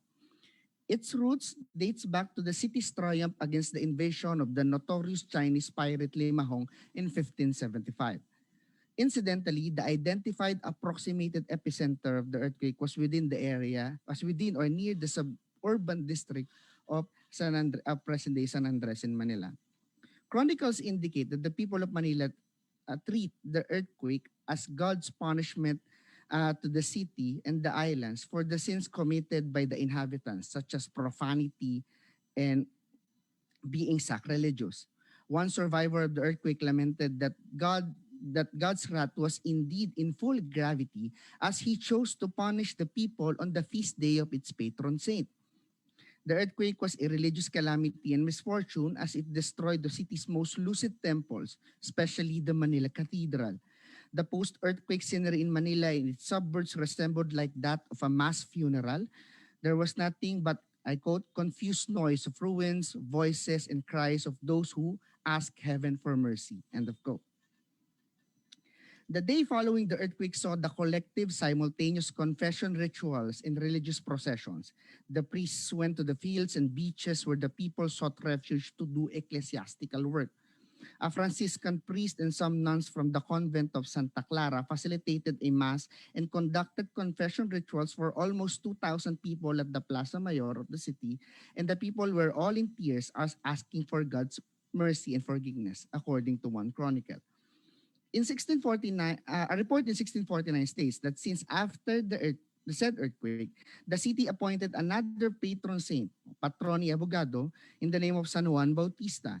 And every year, during the eve of the San Andres earthquake, the city holds a solemn mass to celebrate his life and ask for divine protection.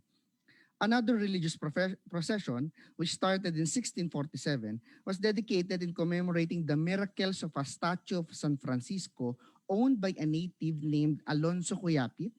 The said miracle happened from the day of the earthquake until the next 5 days. Known as the Fiestas de Lágrimas de San Francisco or Feasts of Tears of St. Francis, it was celebrated through a procession on the 4th day of December, wherein a statue of St. Francis coming from the suburban town of Dilao is translated to the convent of the Franciscans inside Intramuros. Findlay states that this feast showcased a triple manifestation of cultural views on disaster, which includes the attribution of a calamity to God, the appropriation of miracle witnessed and experienced in a Spanish festivity, and the idea of cultural syncretism between pre-colonial cultures and Western Catholicism. The earthquake did not only alter the landscape of Manila, it also transformed the people's treatment of a feast that was originally dedicated to a military and religious victory against foreign invaders to an episode in the life of a city that contains memories of devastation and suffering. The earthquake took away from San Andres the sole, quote-unquote, ownership of the 30th of November. After 1645, there were multiplicity of celebrations from San Juan Bautista and San Francisco, whom people refer to and offer prayers for divine protection from calamities. On 12 January 1743, an earthquake was experienced in 3 towns in the province of Tayabas and 4 towns in the province of Laguna de Bay. The Franciscan priors of these towns all lamented and considered the earthquake as a punishment of God to the people because almost all the churches in the affected towns were severely damaged. The primary archival source in this earthquake is Melchor San Antonio's Breve y Verdica Relación del Lastimoso Estrago, published in 1743. Miguel Selga of the Manila Observatory and the Philippine Weather Bureau studied and annotated this work and published the work in 1941.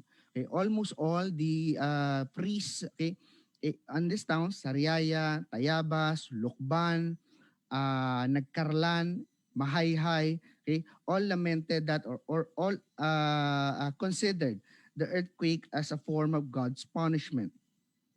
On July 5, 1743, a letter from the Franciscan provincial to Father Juan de Oliveros of the Archivo de San Gil in Madrid reports the plea of the people to the king to be compassionate with his quote-unquote poor vassals and help them rebuild their churches and convents and provide alms and subsidies.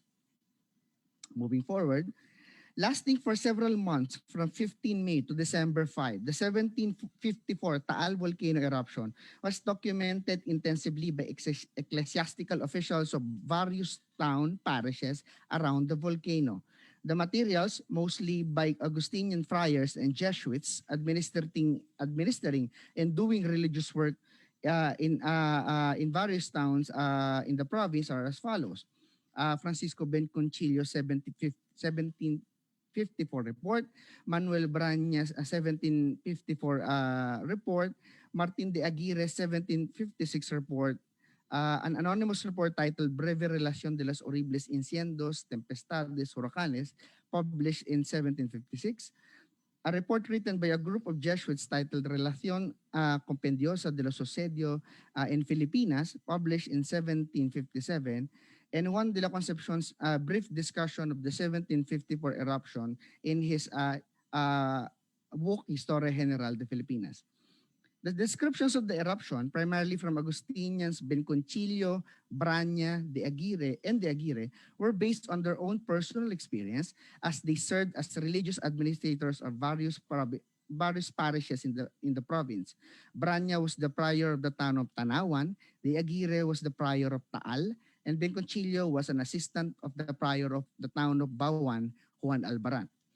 In his account, Ben Concilio includes the Taal volcano in his list of God-created bocas de infierno, or mouths of hell, in the Philippine archipelago. The list also contains other active volcanoes in southern Philippines, Monte de San Pedro in Kinabalu, in Borneo Island, Budaho in Sulu, Gunung Awu in Sangir Islands in North Sulawesi, Mount Mayon in Albay, and Mount Banahaw in Tayabas.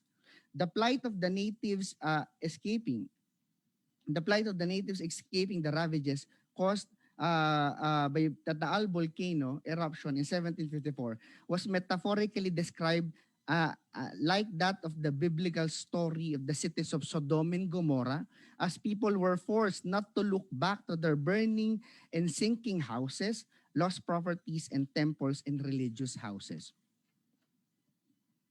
Let's look at the second discourse I'm talking about, the bureaucratic and administrative responses. One dimension that should also be looked into to understand the multifaceted nature of disasters is the bureaucratic administrative aspect. Observable is the fact that the colonial state treated the disasters as an economic problem that needed fiscal solutions. In 1645 San Andres earthquake, the 1645 San Andres earthquake caused the destruction of Manila's physical identity. The urban structures and the physical landscapes that were developed during the first decades of Spanish colonial administration were all gone. After the earthquake, Manila was an image of a colony reliant of financial aid from the outside reflected in the series of requests for fiscal support through subsidies and local budget realignments that needed royal approval and permissions. The project to revive the city, primarily financed through requests and demands for funds and subsidies from Nueva España in Spain, illustrates the complicated legal dimensions and power struggle among and in between the civil officials and the ecclesiastics on fiscal and juridical matters. Manila's rehabilitation saw how these sectors proactively engaged the overseas governments to operationalize fund requests, proposals for budget realignment, and the repetitive justification for Manila to receive their financial aids. The situation in Manila have reached a point wherein they justified the demand for aid as vital for the people to continue expressing allegiance and loyalty to the king in fighting all the enemies threatening the islands, including Mindanaos, Joloes, and Camocones, whom are being encouraged by their Iberian rival, the Portuguese, then positioned in some parts of Southeast Asia. The Manila Cathedral, after the earthquake, did not only serve as a site of the moral and spiritual rebuilding of the city, but also as a central figure for additional financial support and justification for fiscal rechanneling. One government response to alleviate the economic consequences of the January 1743 Tayabas and Laguna earthquake was to impose tax exemptions to the people of the affected towns of the said provinces.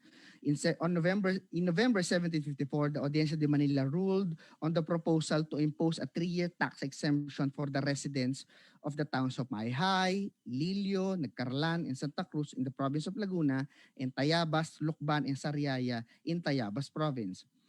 This report recognized the burden to the natives of continuing tax payments aside from fulfilling the work of rebuilding their homes, town infrastructures, and the churches. This fiscal policy, although a decision that came from the top, was echoed in the letter of some town officials in Sariaya in 1743. As you can see, interesting is the use of the term matimawa muna sa buwis. Okay, free us from paying taxes. Matimawa. Okay, sa pagbabayad ng buwis, paying taxes. Okay. This document, I found this in the Archivo Franciscano Ibero Oriental in Madrid. The agricultural economy of the province of Balayan was affected heavily by the destruction of towns caused by the fall of ashes and sand, fires, earthquakes, and hurricanes during the 1754 eruption. Taal's cotton plantations were destroyed by the ashes and mud flow, so as Tanawan's production of buyo, bonga, and cacao, Lipas rice and wheat granaries, and Balayan's fruit orchards and livestock industries. Equally devastated were the Visita of Kaysasay, towns of Bawan, Batangas, Calatagan, Lian, Nasugbu, and Rosario, and the towns of Santo Tomas and San Pablo in the province of Laguna. The population and tribute of the province declined by half after the disaster. Hunger was observed in communities as sources of food, water, and agricultural products were damaged by the months of ashfall and water contamination. A threat of pest infestation was also observed as the landscape was covered with mud, ashes, sand, and sulfur deposits. Benconcillo in 1754 asked that the years in between the two eruptions of Taal, the 1749 and the 1754, the province was experiencing decline in crop production due to extreme heat, lack of viable irrigation, the years of locust infestation, and constant threat of Muslim piratic invasion and assaults to the communities in Batangas. The 1754 eruption has indeed further aggravated the worsening economic condition in the province. In 1758, Governor General Pedro Manuel de Arandia formally requested the transfer of natives to neighboring provinces that have fertile lands to rebuild their livelihood and the agricultural production of the whole southern Luzon region. In 1761, a formal decree granting tax exemption to the people of Tayabas for 4 years, covering the years 1761 to 1754, was approved and implemented. Let's look at the third aspect I'm dealing with this paper, the environmental descriptions and impacts of disaster. Archival reports also contain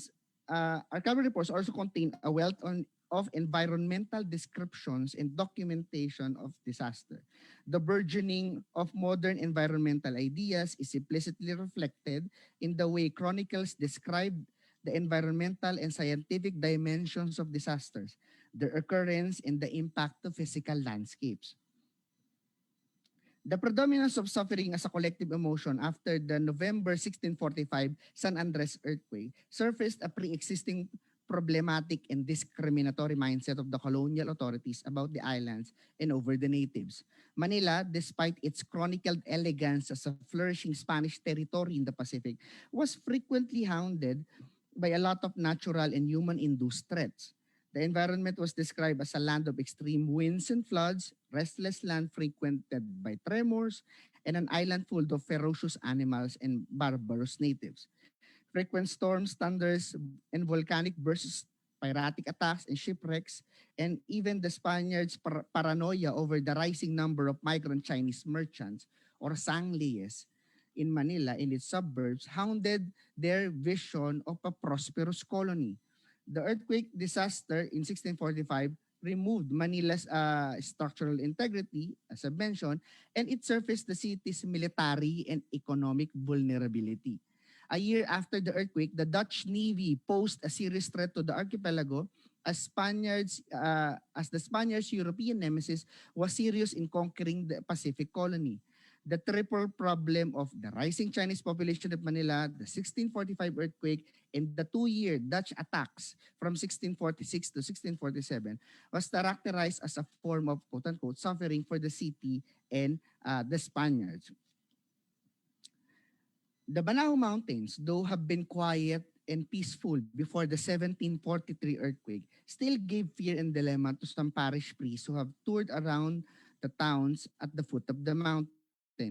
The destruction that the earthquake did to the town of Sariaya, for example, raises the question of the nature of the said tremor. Was it a mere earthquake or did the dormant Banahaw suddenly woke up and erupted? The picture of destruction in Sariaya exhibits a volcanic eruption-like character. Deep caverns and disintegrated parts of the mountain appeared, and stones of incredible magnitude, water, and mud ravaged the part of the town resting on the foot of the mountain. The witnesses from Sariaya recollected that Banahaw released a huge amount of water, junto con la abundancia de agua que vomitó el volcán.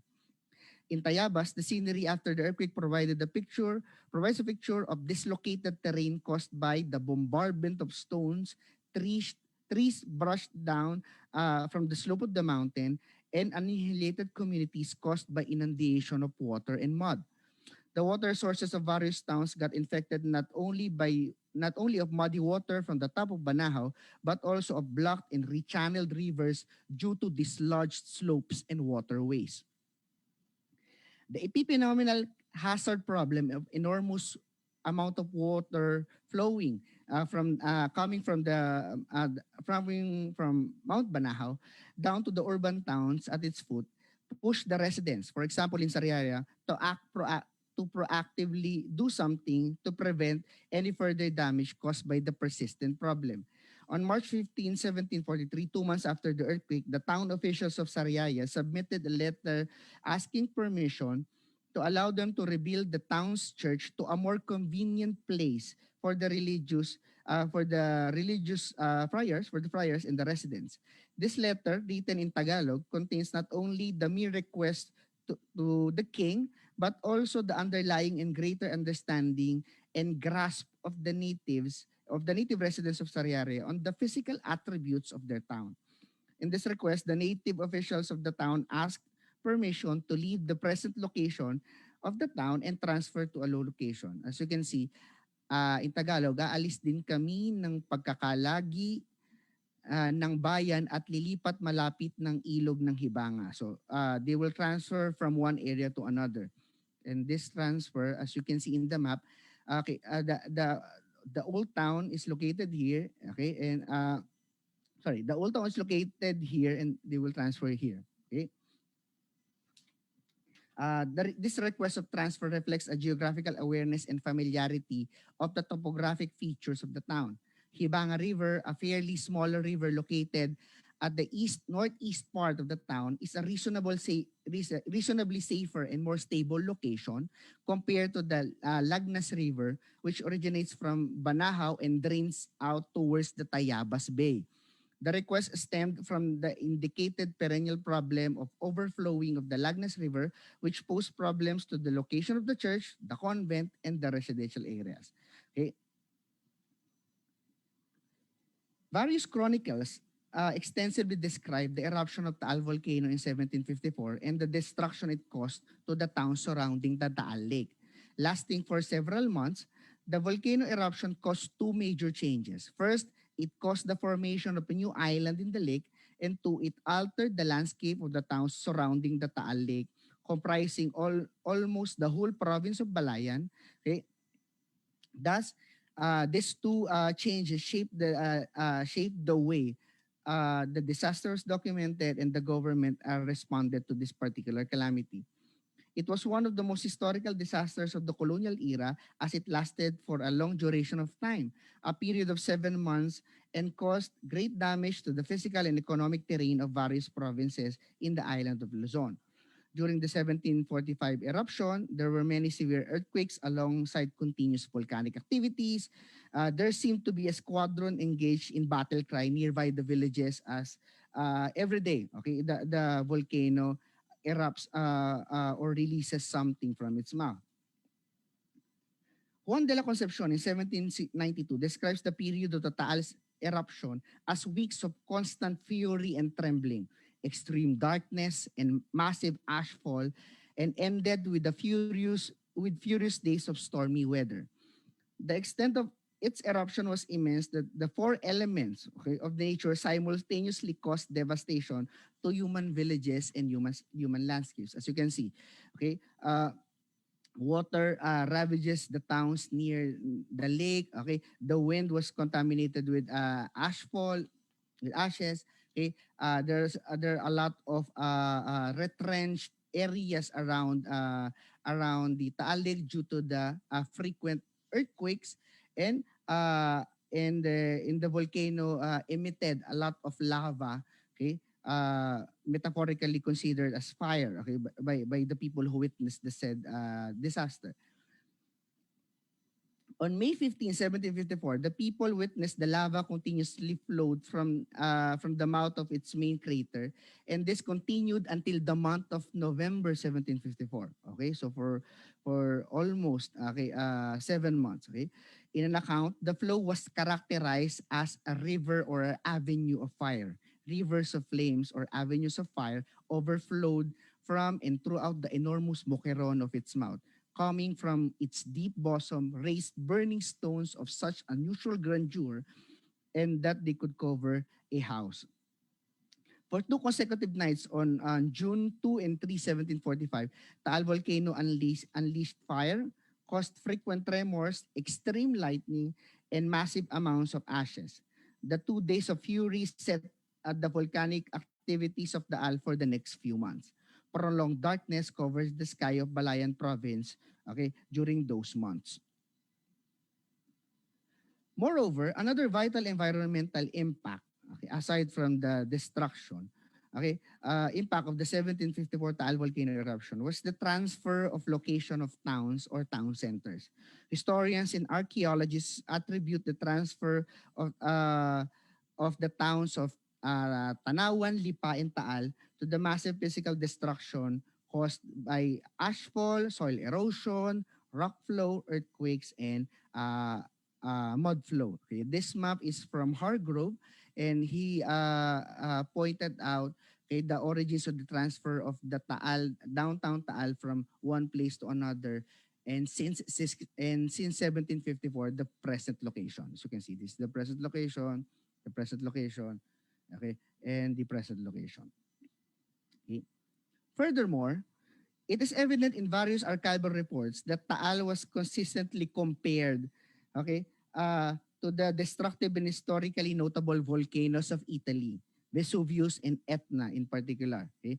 Benconcilio oftenly called Taal as the Mongibello, or the beautiful mountain of the Philippines. Mongibello is a label or a description of Mount Etna in the island of Sicily. Okay? And as a conclusion, okay, of the discourse I have discussed, okay, first, there's a prevalence and dominance of religious interpretation. God's malevolence and vindictiveness. The natives were described as hapless, helpless, and victims, and repentance is the key for survival. Okay. Second, the economic dimension of disasters is evident. Economic losses, financial aid, and economic rebuilding were some of the ideas or topics discussed in those archival reports. And third, evident in these archival materials that nature is described as dangerous and destructive. Environmental events are considered turning points. Okay, in the disasters cause landscape change, transfer of towns, changes in the urban planning policies, and the implementation of economic subsidies. And second, consideration that should be noted, it is also evident that most of the sources contain the same information. For example, the 1645 sources from decades after the earthquake until the 19th century, written by different authors, almost all contain the same information, same as in the 1745 Taal volcano eruption sources. So the accounts of Branya, Bilconchillo, okay, and other chroniclers all contain the same information. So some of the historiographical considerations we have to think about in considering the validity of the information provided by these chronicles. And last point, maybe a point to expand the scope of the paper is to compare it with other global events. For example, the earthquakes and volcanic eruptions in Latin America and in the Iberian Peninsula, to see if there are similarities in the discourses, if there are contrasting views on disaster, or similar views regarding those.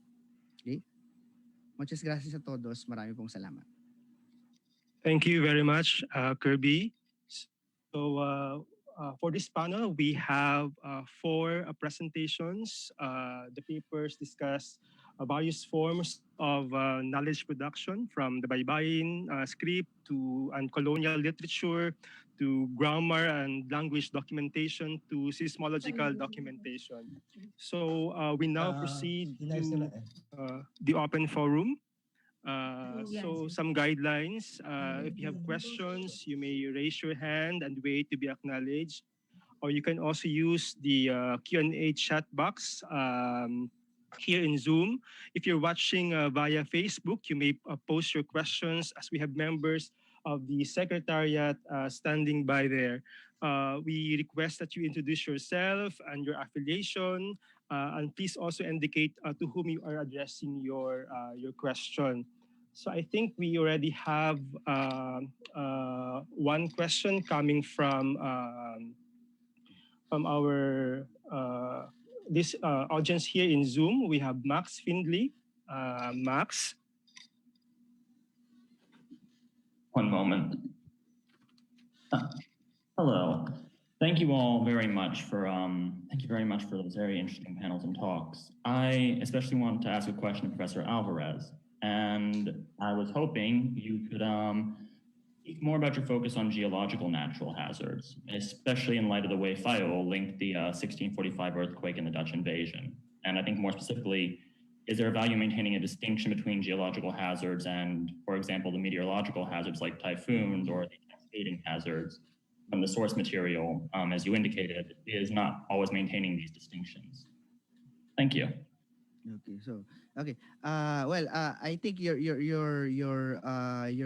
observation is correct. So, but for this paper, I focus on what you consider as geological hazards, primarily because this is basically the scope of the research. Second, I consider meteorological hazards as a separate dominion of its own, and it should be studied separately, as those are more frequent in the case of the Philippines, okay, compared to, for example, volcanic eruptions and earthquakes. And did I answer your question? Did I? Yes, that's okay. perfectly fine. I was just I think I was more directing it towards the how to put it, the way that Fayol, for example, treats the mixture of the Dutch invasion and the San Andres earthquake the same way. But the source material itself is also a perfectly good reason. Yeah. Okay. Do we have other questions here from our panelists here in Zoom? So while waiting, can I can ask one question for Jorge. Jorge, I'm interested if you can go back on your discussion on Padre Ignacio Mercado. I'm interested with this document. Do you have? Is there any mention of the illustrators or indigenous illustrators who perhaps assisted Padre Mercado in crafting or in illustrating the images that he included in his documentation of the flora of the Philippines. George, Jorge? Yes, yes. Regarding the manuscript, and the oldest one we have, it seems that it was Ignacio Mercado himself who made the drawings. So he did not look for the assistance of anyone. So Okay. there are different copies of this manuscript, but there is only one with all the illustrations. And it seems too that Ignacio Mercado already, when he was alive, he was known to be not only a great botanist, but also a good illustrator. Oh, I agree. So that's interesting because normally from other botanical works we have a tandem of the missionary slash natural scientists and indigenous natives who of course work as illustrators or sketchers, in these botanical works. Thank you very much, Jorge. Do we have other questions from the panelists here in Zoom or from Facebook perhaps? We can Professor Wani Obias is I think Wani, you want to personally raise your question or you want me to read your question? Hello? Yes, here's Professor Wani Obias. Okay, sorry. Kita ba ako? Naririnig ako? Naririnig namin. Yeah. My question is for Jorge. I was wondering how you determined whether they were Filipinos. Did they refer to themselves as Indio Tagalog? That's all. And I don't think you need to be referred to yourself as an Indo Tagalog to be a Filipino. I consider, because I did not take, in literary history, ethnicity is not taken in consideration.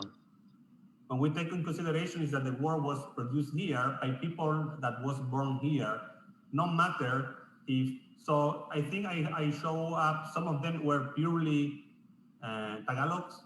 Some, I think two of them were mixed, and three were, I think, sons of the country. How would they say? That their parents were Spanish.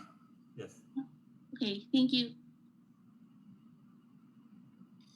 Professor Alvarez wants to elaborate on his answer with regards to Max's question. Curbs, are you there? Yes, yes. Okay. I just read the full content of the question. So yes, the Max has a point on the importance of, or the difficulty of maintaining a particular difference when it comes to disasters, because the sources do not indicate the difference of such. But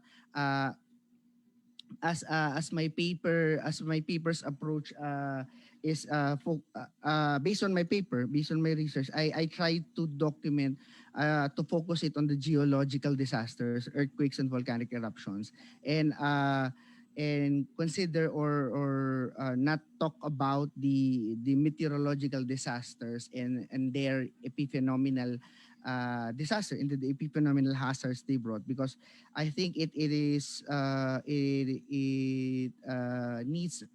a separate research because of the frequency of disasters and frequency of typhoons and other meteorological disasters in the Philippines. Yeah.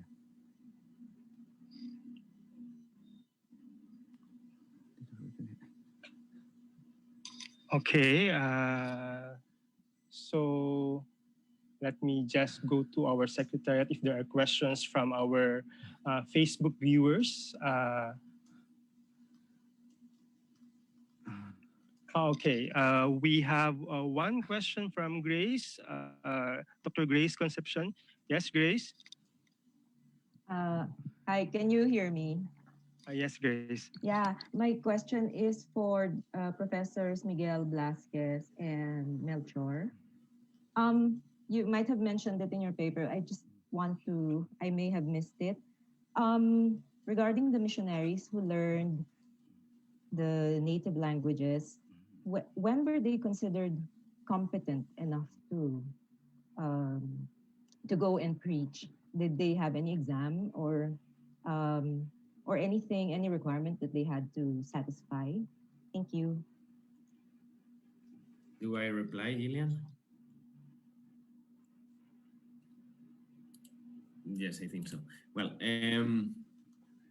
usually when they came here to the Philippines, the second wave, we are talking about the ones that already had materials to study the language and they had teachers and schools, at least, and there are many documents for the Franciscan Dominicans, even from the University of Santo Tomas, that they had to be at least studying the language for a year.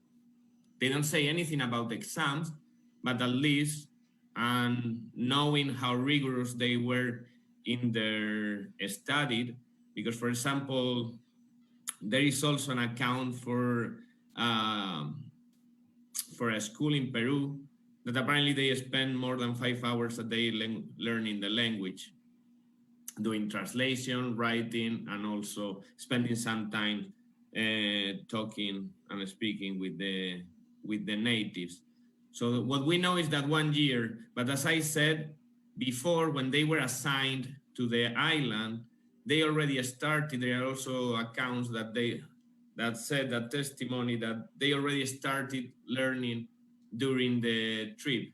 Once they were in Spain, they had the dictionaries and the grammar of Nebrija, so they, of course, they already know that, but they were also in touch with Molina's work in America, which is not the same language, but you can start making an idea of how to codify these native languages. And you have to take into account that the trip is also a year, so we are talking more or less of 2 years of language learning. There are also testimonies of people. I think Jorge Mojar also has talked about the Padre Blancas, who he was quite, I don't know, he has a great attitude and aptitude to learn languages, and he was able to learn Tagalog in 72 weeks, according to If I may, Duarte. So I guess it depends on the people. Yes? if I may add, I think this is a very interesting question because it highlights the distinct difference between what we now perceive as foreign language learning and what was foreign language learning then, because the motivations and the premise are completely different. Then there were no formal assessments, no examinations, also because languages then were not standardized the way that they are now. So that again proves the distinction between how we perceive foreign language learning nowadays and how it was different back then. I hope that answers your question. Thank you very much. Yes. Grace, Yes. Professor Ricky Yuse also wants to answer some points in your question. Sir Okay. Ricky? Yes, please. Yeah, thank you.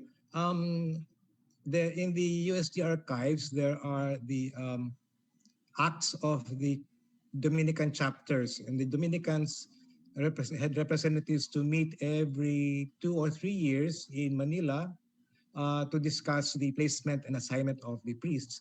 And for several chapter accounts, there was always a person assigned to the language proficiency. So they would name a person who was in charge of the Cagayan languages, another for the Tagalog, and another for Pangasinan. So it would be interesting to go patiently through all the acts of the chapters for the centuries. Who were those people named to be the language mentors, and see and compare their biographies with what they learned, and that will link us with the production of language materials also. Thank you. Sir Ricky, Ma'am Tessie has a comment for you. I want to read it. Great research, Ricky. Thanks for writing about the women. It showed that they have great power, owning property, and being able to contest wills. Do you want to comment, sir? Yes, I think there's a lot of material out there to research about women and women power. What makes me curious is that when they were with the husbands and they were dealing with property, they would always have to have a renunciation of various laws, Valeniano or these people. And I have not been able to discuss them. Maybe people like Dr. Camacho could also go into this. These seem to be laws which the women would renounce in order to be able to sell something. So there's a lot of material out there, and the cases that I pointed out a while ago of these families having a feud over a will in Bulacan, they really are a long fight between women actually. So there's much to discover about that. Okay, thanks, Ricky. So we have a question from from Adrian Ocampo, our graduate student for Jorge. Were there other mentions of the other religious works, the works of the religious orders regarding the documentation of flora and fauna, and was there any sort of conflict with regards to the role of the natives in such documentation? And for Dr. Alvarez, Adrian asked if on the idea of scientific component of these recordings, volcanic eruption recordings. So, in other words, he was saying if there's a notion of science in this early documentation of volcanic eruptions. Yes, I should answer yes. Yeah. Well, regarding the question is what we know, because we only have received the final product, which is that manuscript. And our intuition, he has been assigned to many parishes in Luzon, in the area of what is today the Rizal province, the area of Laguna, and also in the area of Bulacan. So most of the plants belong to those areas. Not only, it is very possible, I mean, quite probable that he gathered information for the natives, from the natives, of course, yes. But what I think the most striking thing for me is he really had a true encyclopedic mind.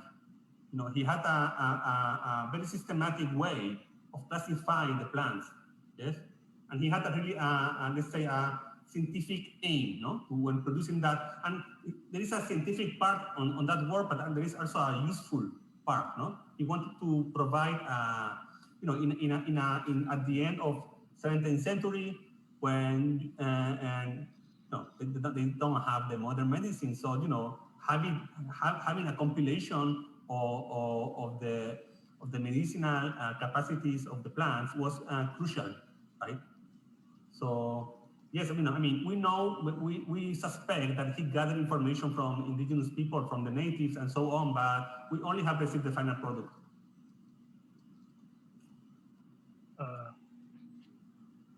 Yes, okay. My turn. Okay. So, thank you for the question. Okay.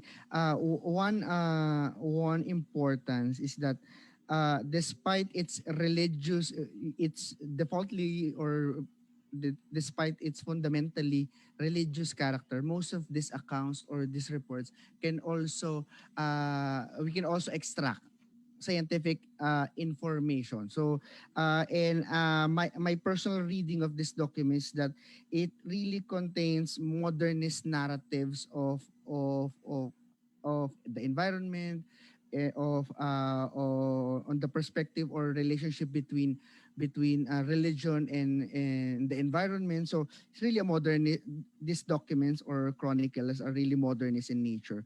Second, the importance of this scientific research. Actually, I only studied one volcano, Taal, and one eruption of it, the 1754. Okay, if we're going to study other eruptions of Taal and the eruptions of other volcanoes such as Mayon, okay, we can really develop or expand the literature on the history of disasters in history of science.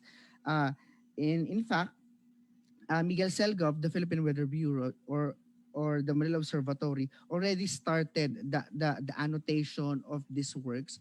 Most of them were published or done before the war. Unfortunately, most of the materials of the Philippine Weather Bureau were burned down in the 1945 liberation. So already Selga started the task, and we can always continue the work and revive or trace all the documents that he annotated, okay, to expand our literature on the history of disasters and history of science.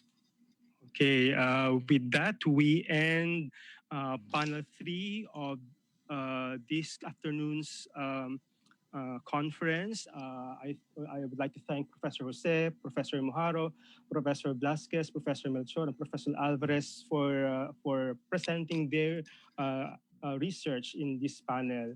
And we end panel 3 now, and we'll have a short wellness break. We'll go back at 4 p.m. This afternoon for the fourth and final panel of the 18th Philippine-Spanish Friendship Day Conference. Maraming salamat at magandang hapon po ulit.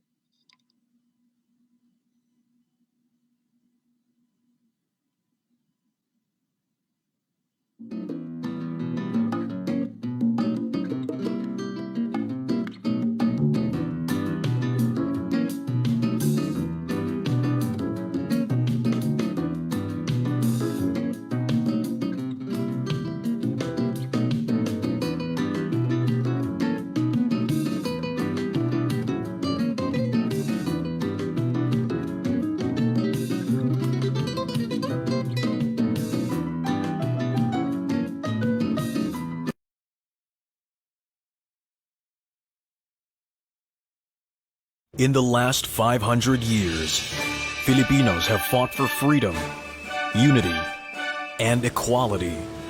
We have made our mark in many fields, from science and medicine to culture and the arts.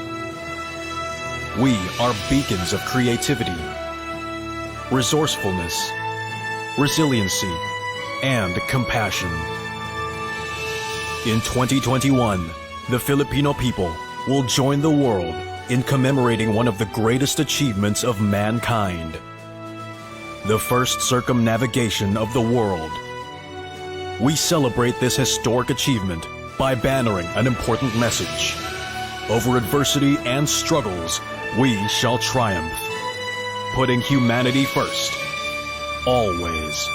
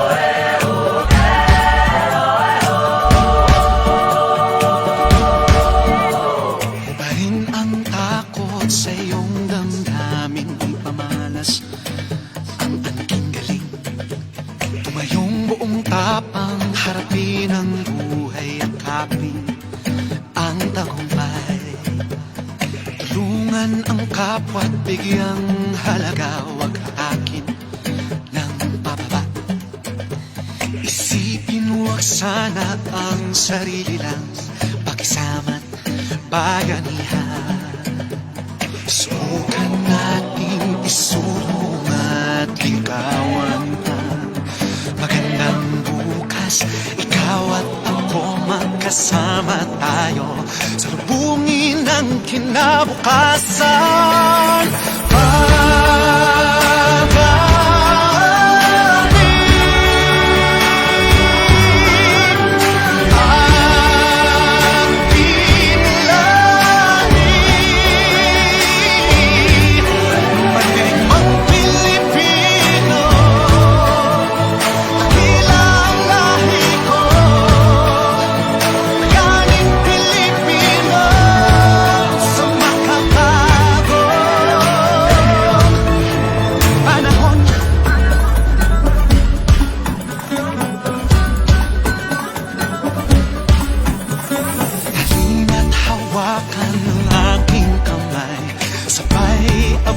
Natin ang tagumpay.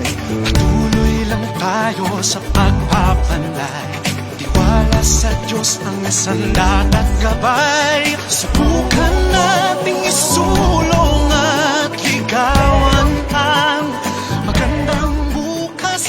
Ikaw at ako magkasama tayo sa lubungin ng kinabukasan.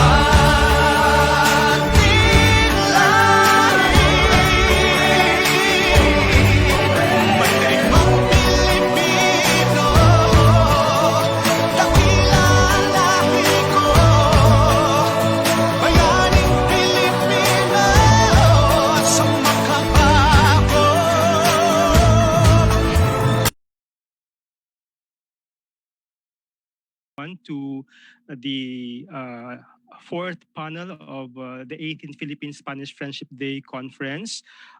We have 4 paper presentations in this panel. Panel 4 is entitled The Workings and Impact of Christianization. So to start off, we have the first presenter is Mark Dison. He is an instructor at the Department of History of Ateneo de Manila University. His research interest is in imperial and cultural history. His current project investigates the role of mobility in colonial encounters in 18th century Luzon. The title of his presentation is Visitas a la Tierra, Circulation and Conversion in the Philippines, 1690 to 1745. Mark? I just share my screen.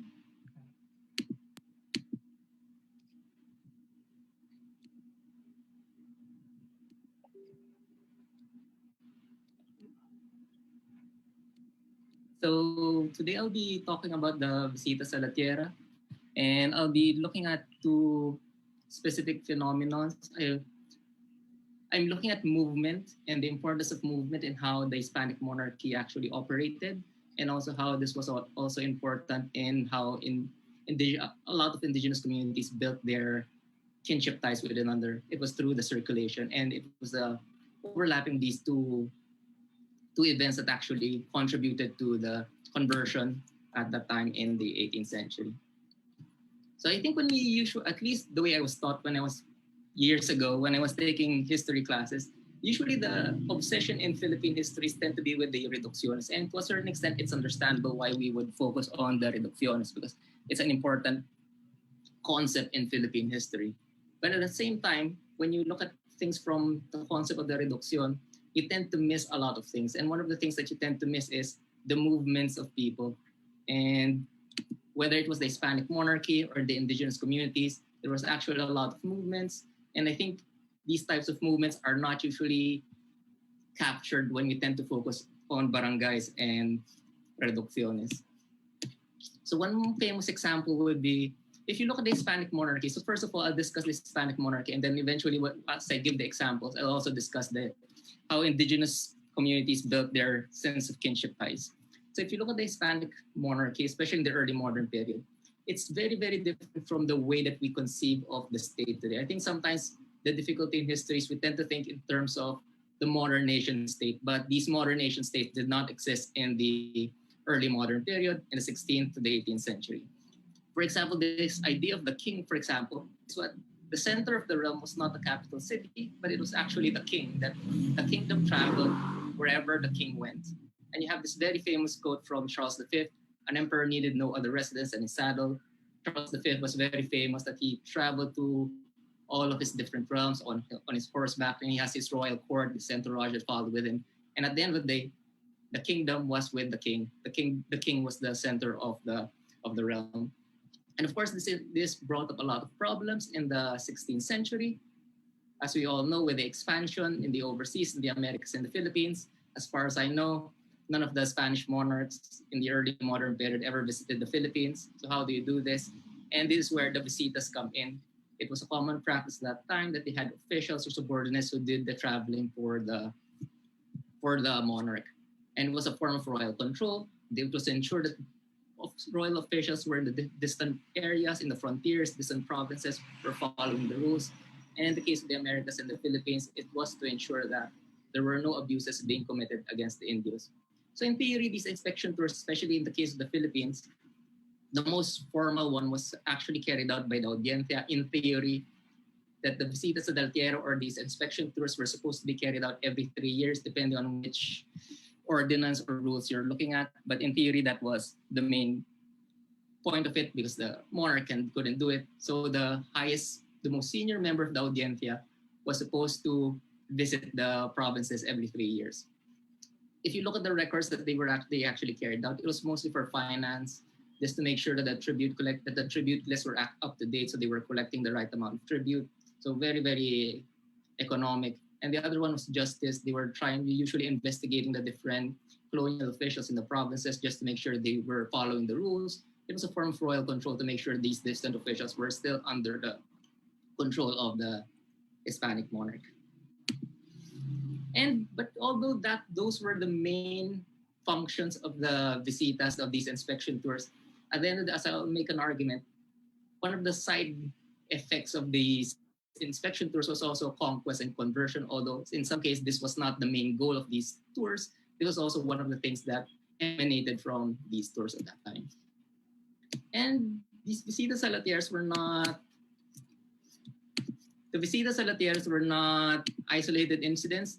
There were a lot of inspection tours. The members of the Audiencia did it. The governor general, some cases also did it. Provincial governors were also required to go around to tour their provinces. But again, whether they did it or not is a completely different matter. And of course, the more famous ones, we talk about ecclesiastical visitations. But of course, archbishops were very, very much limited. But missionaries and the different religious orders carried out a lot of these visits in the missions in the provinces that were under their jurisdictions. And a lot of these visits, although they were very, very administrative, like they had to follow certain laws of the Hispanic monarchy or the particular religious order. They also had very impact on the ordinary people living in the provinces, because again, these visits created this sort of paperwork that created interest in Manila on whether they were going to convert and conquer these unsubjugated areas. And of course, although so far from now, I've always been talking about the Spaniards, and they were the ones who carried out these tours, these visits. But at the same time, also the natives, they also traveled and visited Manila, the different provincial capitals. They also moved. That sometimes we have these overwhelming ideas of the reducciones, the natives, the converts, they were stuck in these reducciones or mission towns or the doctrinas. They were not allowed to move out of this. But in reality, a lot of them moved. Even in some cases, like what I'll be talking about, indigenous peoples living in the Cordillera and Caraballo Mountains in the center of Luzon, they actually moved out. Sometimes when we tend to think of the Igoros, the Ilongots, we tend to think of them as running away or retreating from the Spaniards because of the Spanish presence, being a form of symbol of resistance, and then as a form of, so they were there in the mountains. But in a lot of these cases, Ilongots, Igorots, they actually visited Manila. So you have this circulation of people, and one of my arguments is that the circulation of people is actually crucial to the functioning of the Hispanic monarchy, colonialism, whatever you want to call it, and also to the functioning of how white people converted. So what I'm proposing is a more dynamic, mobile view of colonialism and conversion. That the circulation of people, it's what made governance work, and it's what's also the basis of kinship ties for the indigenous people. And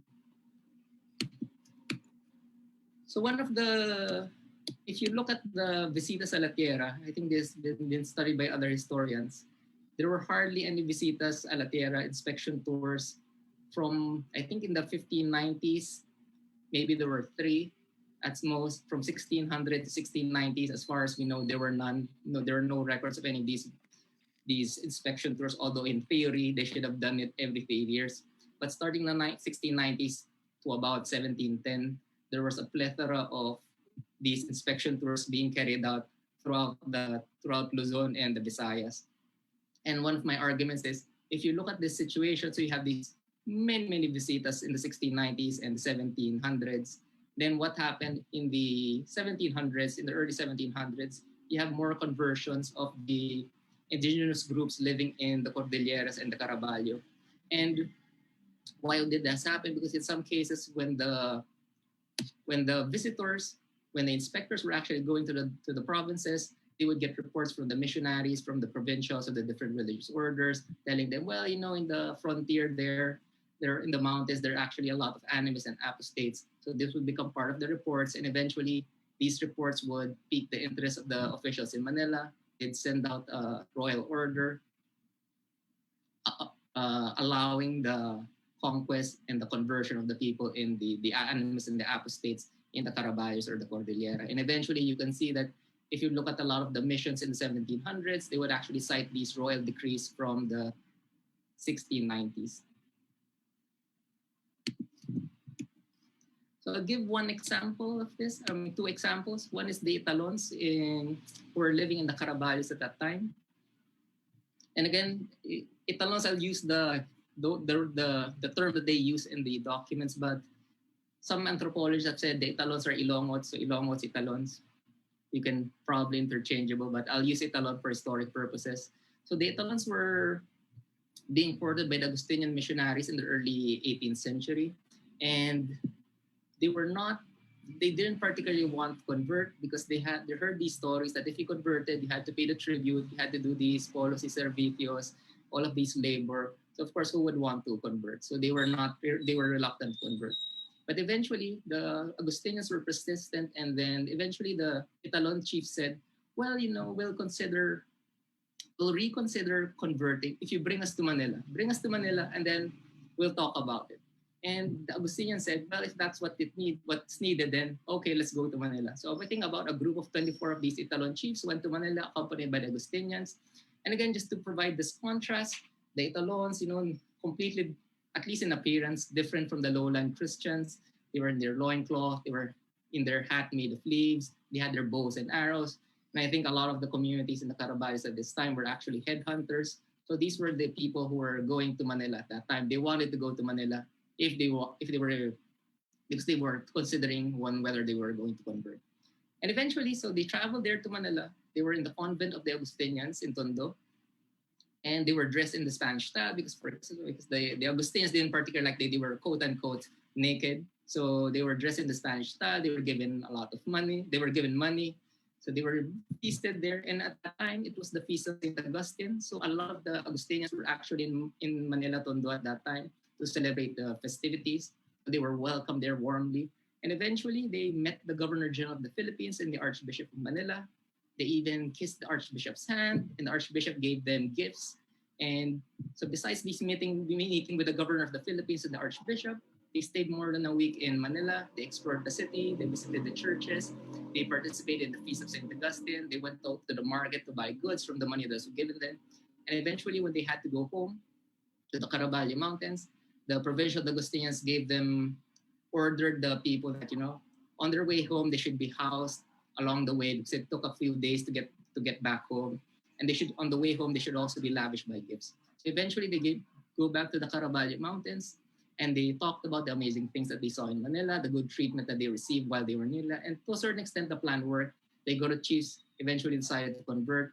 And the word spread that maybe the Spanish were not that bad. They were not just about collecting tribute. Maybe there was something to be gotten from there. So if you look at this particular instance of these Italoans who went to Manila, it completely goes against this idea of indigenous communities in the mountains being there just for assisting. I mean, there are also, I'm not saying that's not true, but there are also multiple stories of what happened at that time. There were also settler movements where Spaniards went to the frontier, but also indigenous peoples going to Manila. So you have this symmetrical movement, this circulation of people. And I would argue, although this was not common, I would not say that this happened every day, but it was a common enough practice in the 18th century. Another example would be the upland chiefs in the Cordillera. Eventually, they found their way in Lawag. Father Jose Marin was this relatively famous Dominican missionary.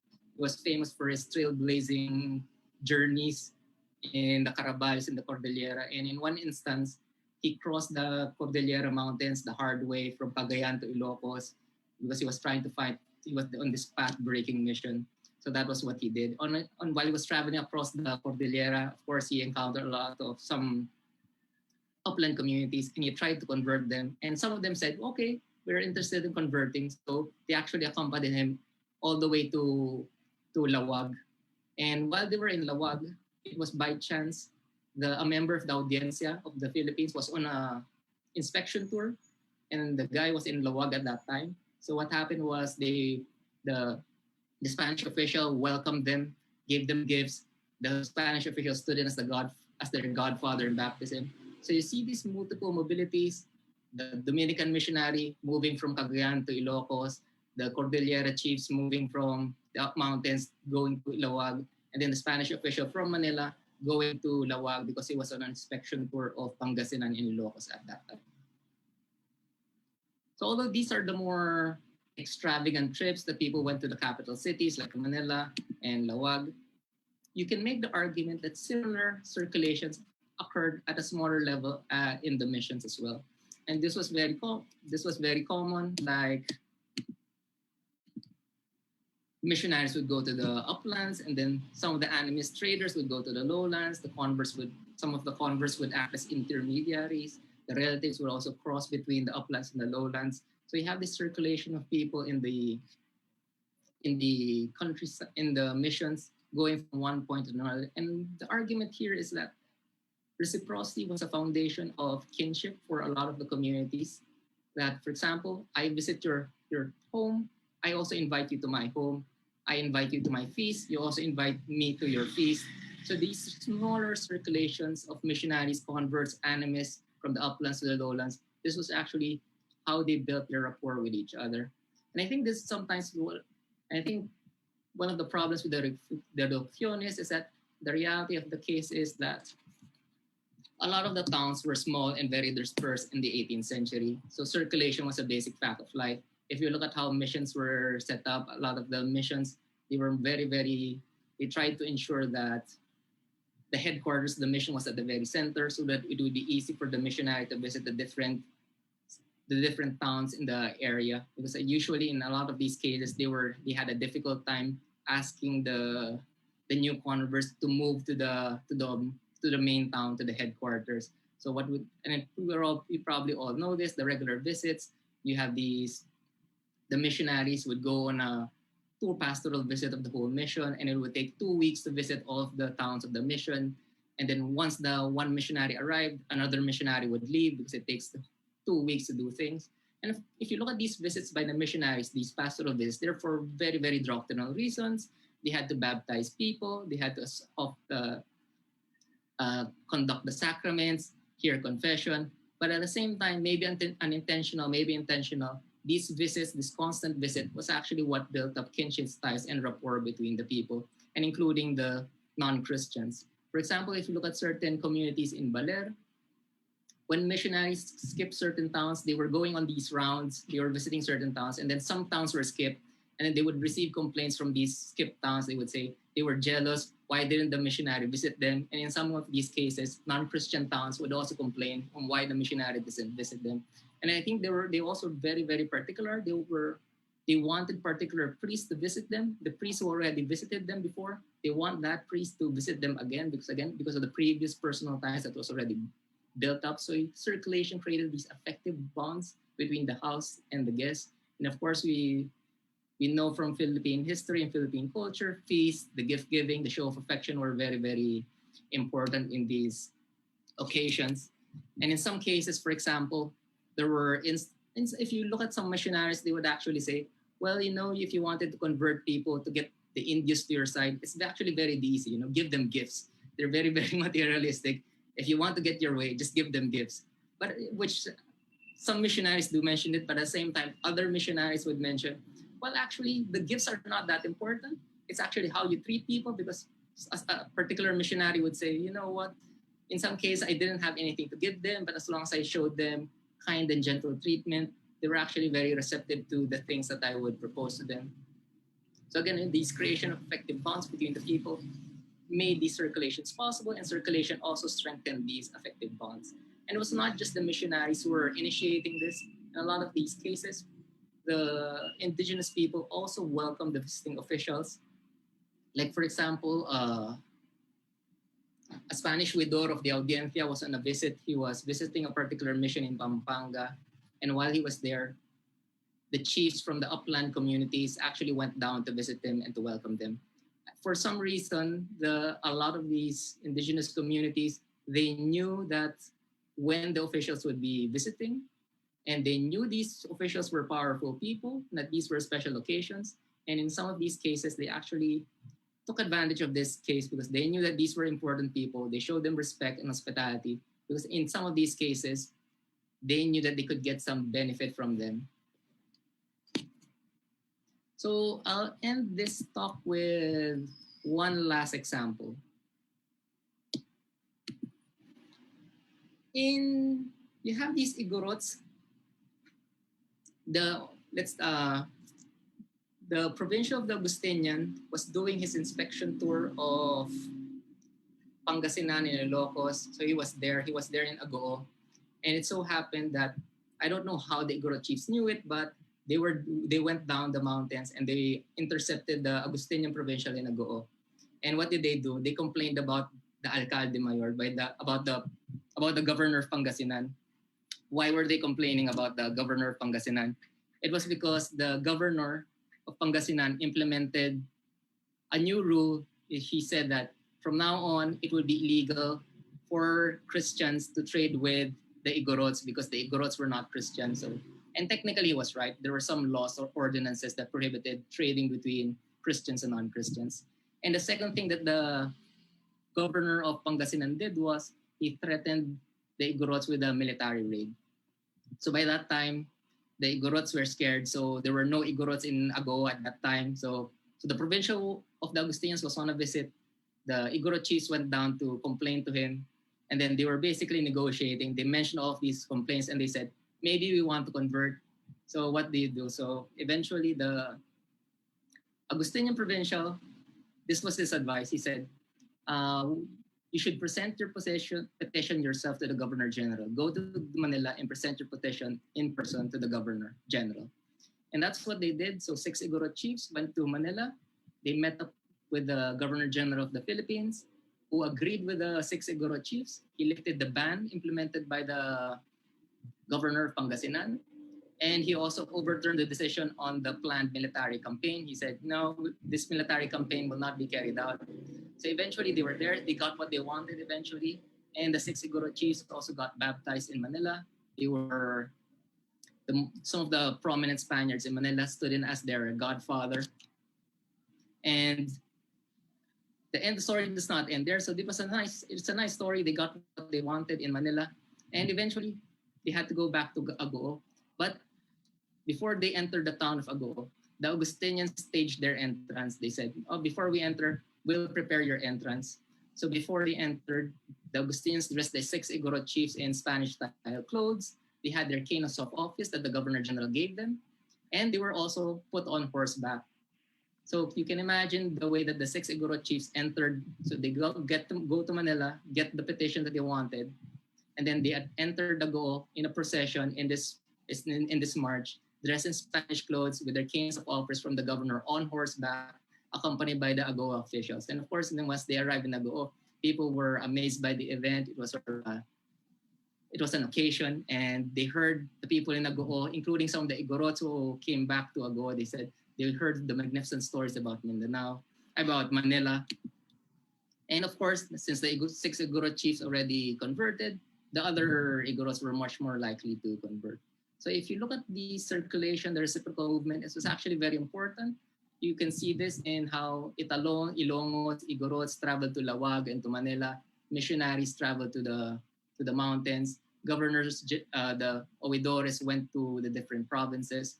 And it was the circulation of people that actually made the monarchy function. And it was also the basis for the building of kinship ties among the indigenous communities. And it was this coincidence of the circulation of the royal officials and the circulation of indigenous peoples as they built their kinship ties that you could make the argument that this was one of the reasons why some of the people would actually convert at that time.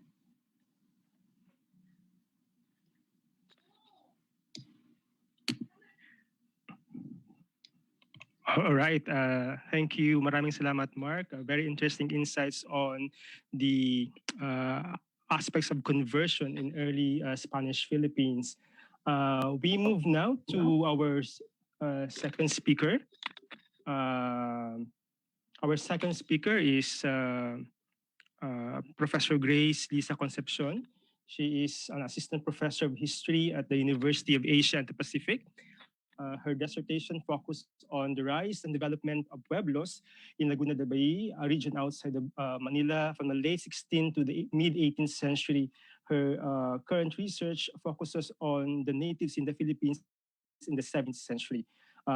So to talk about spaces of faith, probing miracles and descent in the pueblos of Southern Luzon, here's Professor Concepcion.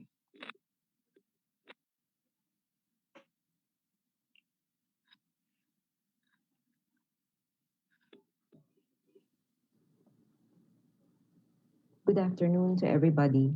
Thank you very much to the organizers of the 18th Philippine-Spanish Friendship Day Conference, a memorable one, especially because of the times we're in. Thank you too to Dr. Maris Diokno for giving me the opportunity to take part in Project 2021. Thank you also to the participants in this conference. In this paper, I aim to discuss the pueblos as spaces of faith. Using the cases of places like Lumban, Mabitac, and Longos, I will examine the missionaries' ways of attracting people and instilling in them new worldviews through festivity, spectacle, and public display of penance and the extraordinary. The introduction of Catholicism was characterized by conflict, dissent, and approval. Later on, this same religion was widely shared by the members of the community.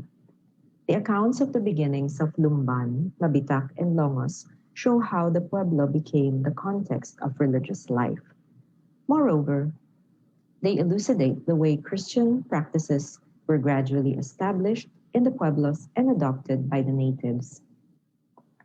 These are the cases I will discuss. And this is the area where the pueblos are located.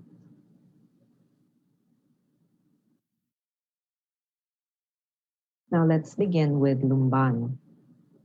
Lumban was one of the first encomiendas in Laguna and one of the earliest territories the Franciscans evangelized. As early as 1582, Lumban was one of the settlements listed among those under the jurisdiction of the Alcaldía of Laguna. The location of Lumban was so strategic that in 1599, it became the meeting place of the native leaders who gathered to decide on tribute payment to the King of Spain. Lumban soon became an important center of Catholicism in Laguna, also perhaps owing to its location.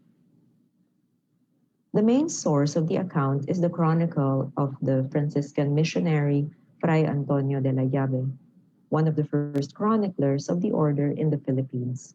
He arrived here in 1590 and was the doctrinero or parish priest of different towns in Laguna from 1602 to 1645. He wrote his chronicle in 1626. He was either an eyewitness to or had direct contact with eyewitnesses to the many events he recounted.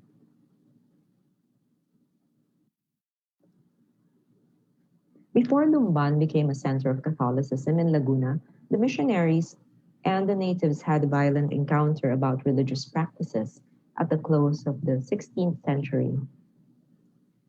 The protagonists of the encounter were a number of Lumban Catalonans and Fray Diego del Villar. The Catalonans were esteemed in pre-Hispanic society as priestesses and oracles. One of the tasks of Christianization was the eradication of these practices. The dispute began at a church funeral of one of the natives. A fight arose between the heirs of the deceased and the Catalonan. Layabe recounted that before the person died, his family had paid the Catalonan to offer sacrifice for his cure, but to no avail. They then demanded their money to be restored. The fiscal explained to Fray Diego that the Catalonan had stubbornly persisted in her ways despite the punishment imposed on her by earlier ministers. Upon further investigation, the priest discovered a group of Catalonans who continued adhering to their non-Christian practices despite having been baptized.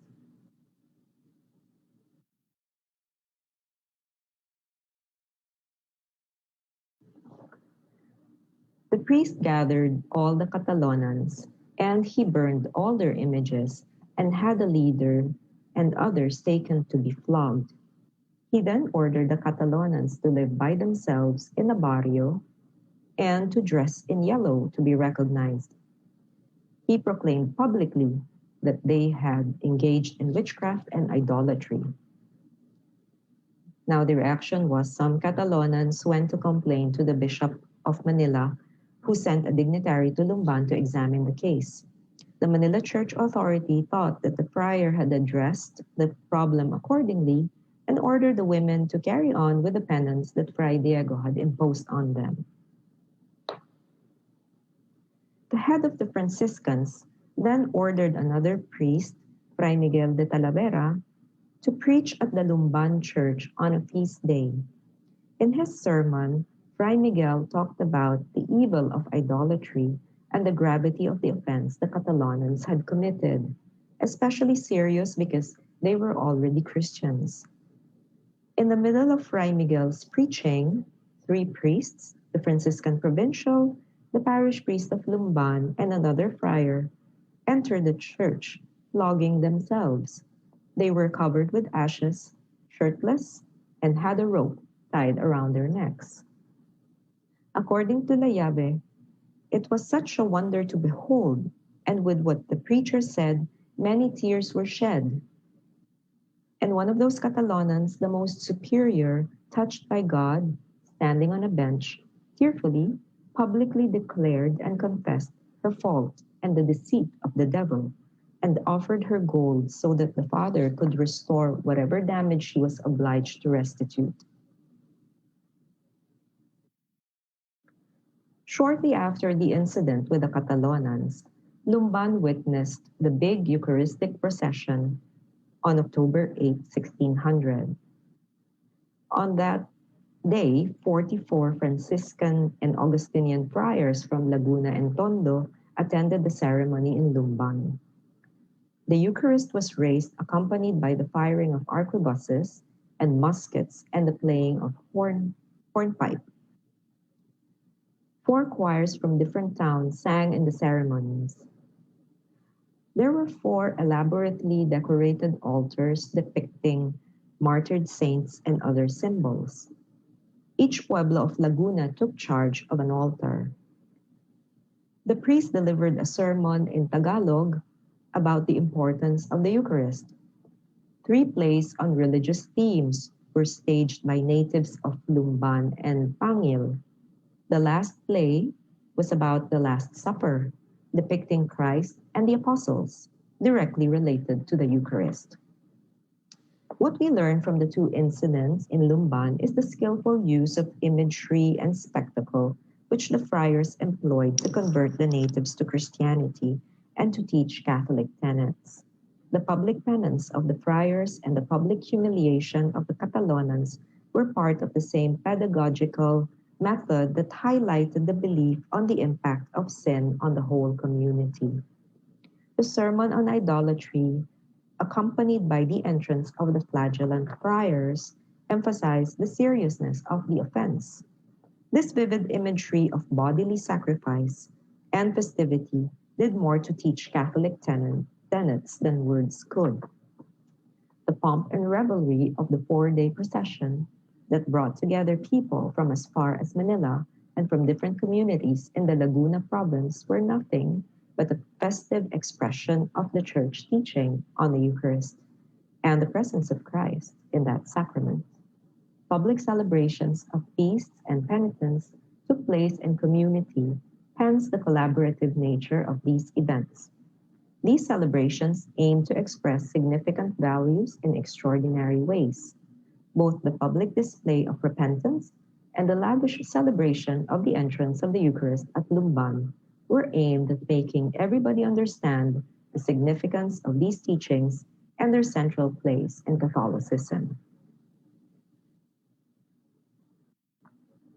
Now let's proceed to Mabitak with a discussion on the image of the Virgin of Candelaria. Mabitak began as a bisita that depended on Siniloan until 1618, when it was assigned its own minister. You can see on the map the distance between Mabitak and Siniloan today. The church is on top of a hill about 100 feet above the level of Laguna de Bay.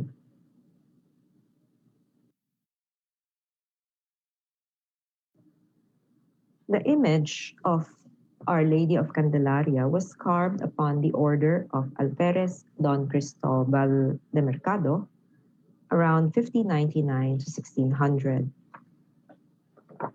He then donated it to the Franciscan Church in Dilao. In 1603, the Franciscans assigned the image to the Hospital of Los Baños. In 1615, the parish priest of Siniloan borrowed it to build a shrine for it on top of a hill at the boundary of 2 barangays which were part of Siniloan.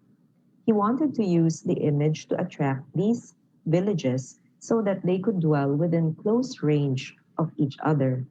The parish priest had the face and hands of the image repaired. He also had a niche built, painted, and gilded for it. The natives shouldered the cost of the repair of the image and the building of the shrine. A grand festivity was organized when the image was enshrined at the altar at the end of a solemn procession. Franciscan chronicler Layave then claimed that the Virgin Mary began working miracles.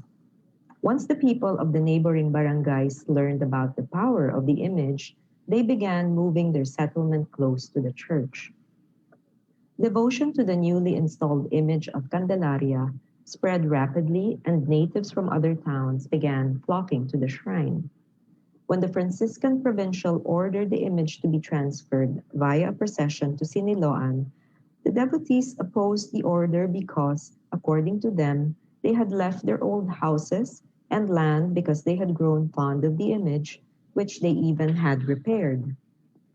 The friars made several attempts to take the image from Mabitak. All were unsuccessful, even despite the help they got from other pueblos, and despite the punishment imposed on the native leaders of Mabitak. The residents of Mabitak always put up a stiff resistance, even arming themselves to protect their statue. Finally, the friars gave up and Mabitak retained its image. Layave then recounted some extraordinary phenomena which took place in Laguna. He claimed these to be miracles attributed to the image of the Candelaria. He mentioned the healing of a native woman of Pangil, whom her husband took to pray at the Candelaria shrine. There was Sebastian Mangiwa of Santa Cruz, whose swollen arm was healed. There was an old lady from Lumban who was crippled and almost blind. She asked to be taken to the Candelaria and went back to Lumban healed. A woman of the Principality of Siniloan was exorcised and later baptized. While there are no other sources, at least I haven't found any, to corroborate the veracity of these accounts, it is nonetheless interesting to note that the spread of the devotion to Candelaria in the neighboring pueblos had grown. Let's proceed to Longos. The role of sacred images in the formation of a pueblo and its community sense of religion cannot be overly stated. The Mabitak case was not unique. In the pueblo of Longos, there was an image of the Immaculate Conception, which the residents claimed to work wonders. These miracles allegedly took place prior to the formation of Longos as a pueblo in 1669. 25 years later, in 1694, the parish priest ordered the leaders of the pueblo to document the accounts of the people who could still remember those events. The gobernadorcillo thus gathered the elderly of Longos to give their testimonies.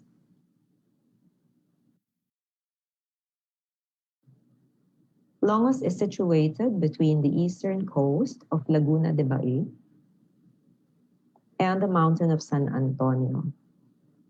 Longos was a visita of Paete until 1669, when it was founded as a pueblo upon the request of a group of principales. Before this event, religious worship and practices of piety were gradually spreading among the natives of Longos. Stories about miracles attributed to the power of a holy image of the Virgin of the Immaculate Conception were told and recorded, as happened in the investigation that took place in 1694. The interviews of the elderly residents of Longos were collated in a 2-page report written on May 11, 1694 by Longos Gobernadorcillo Don Juan Miguel de los Santos. Parish priest Fray Francisco de San Jose ordered the examination of the alleged miracles. There was no explanation why he ordered the people to probe the accounts. Whatever the reason might have been, it is interesting to note the role of the people of Longos in establishing the importance of the sacred image. Through the interviews, we can see the process in which the image became part of the religious life of the people of the pueblo. The account is in Tagalog. It is not accompanied by any translation except a note in Spanish by the parish priest enumerating more miracles. The interviewees were Maginoong matatanda, or elderly residents of the pueblo who had been living in Longos when it was still a visita of Paete, that is, before 1669. They were Don Manuel Huica, Don Juan Tobo, Lorenzo Mendez, Doña Juana Diamante, and Maria de la Concepcion. These witnesses attest to having seen extraordinary events like a person's survival from a crocodile attack. The person was named Ventura de Padilla, or Ventura Padilla. Revival of a person who had died outside the church, with details as specific as the plant he was picking up from the patio when he collapsed. Lukban plants withering and regaining life upon contact with the statue of the Virgin Mary. The disappearance and reappearance of the image before the feast, or a feast, complete with details describing the weather, the time, etc. At this point, there is no way of knowing the fate of the image of the Immaculate Conception. Although it had become popular among the people of Longos, it was not declared the patron saint of the town. Neither is there a way of corroborating the veracity of the events. But what is important is the probe itself, because it shows the process of the creation of a common Catholic tradition within the pueblo that attributed common meanings to a religious image. As a result of the process, the people of the pueblo formed a shared understanding of the power of the saint of their pueblo. The stories of the images of the Virgin Mary of Candelaria in Mabitac and Immaculate Conception in Longos are only examples of the enduring power of images and the extraordinary, like the miracles in this case. If we add the beginnings of Lumban, the punishment of the Catalonans, the heavy penance of the friars, and the pomp and revelry of the Eucharistic procession in the 1600, we'll see that all these accounts help us form a picture of the pueblo as a nascent space of religious life.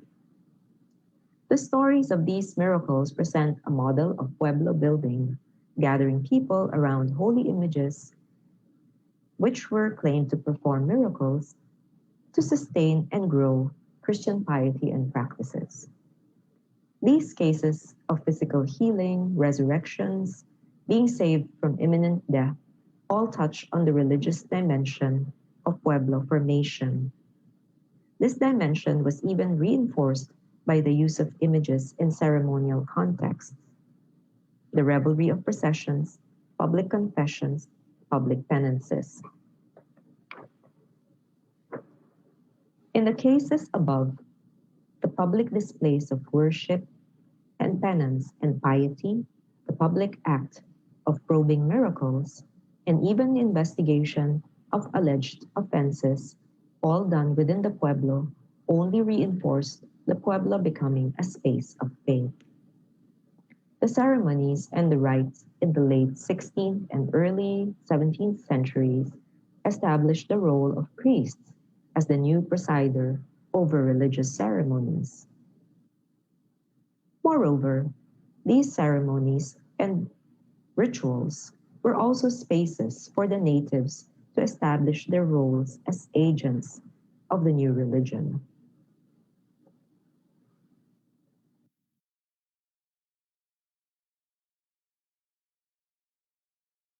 Here are some of the sources I consulted.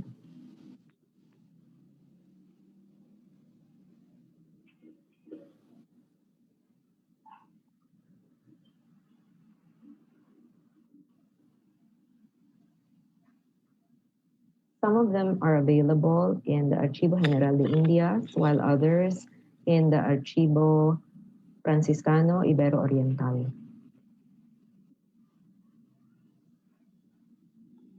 Maraming salamat po. Thank you very much, Grace, for a very interesting paper on the role of miracles in the religious conversion in some towns in Laguna. So we proceed now to our last paper presentation. The last presenter is Professor Maria Svetlana Camacho. She is an associate professor at the History Department at the University of Asia and the Pacific. She earned her PhD in history from the University of Navarra in Spain. Most of her published work has been devoted to women in Spanish colonial Philippines, particularly on the feminine ethos and education, also in relation to pre-colonial society and culture. To talk about marriage in Spanish colonial Philippines, here's Professor Camacho. Thank you for the introduction, Noel. Yes, can I be heard? Can I be heard? Yes, ma'am. Apo. Thank you. Well, first of all, I would like to thank the organizers of this conference for inviting me to present part of my work, and especially also to Dr. Serena Diokno for inviting me to participate in this project. So I will start now.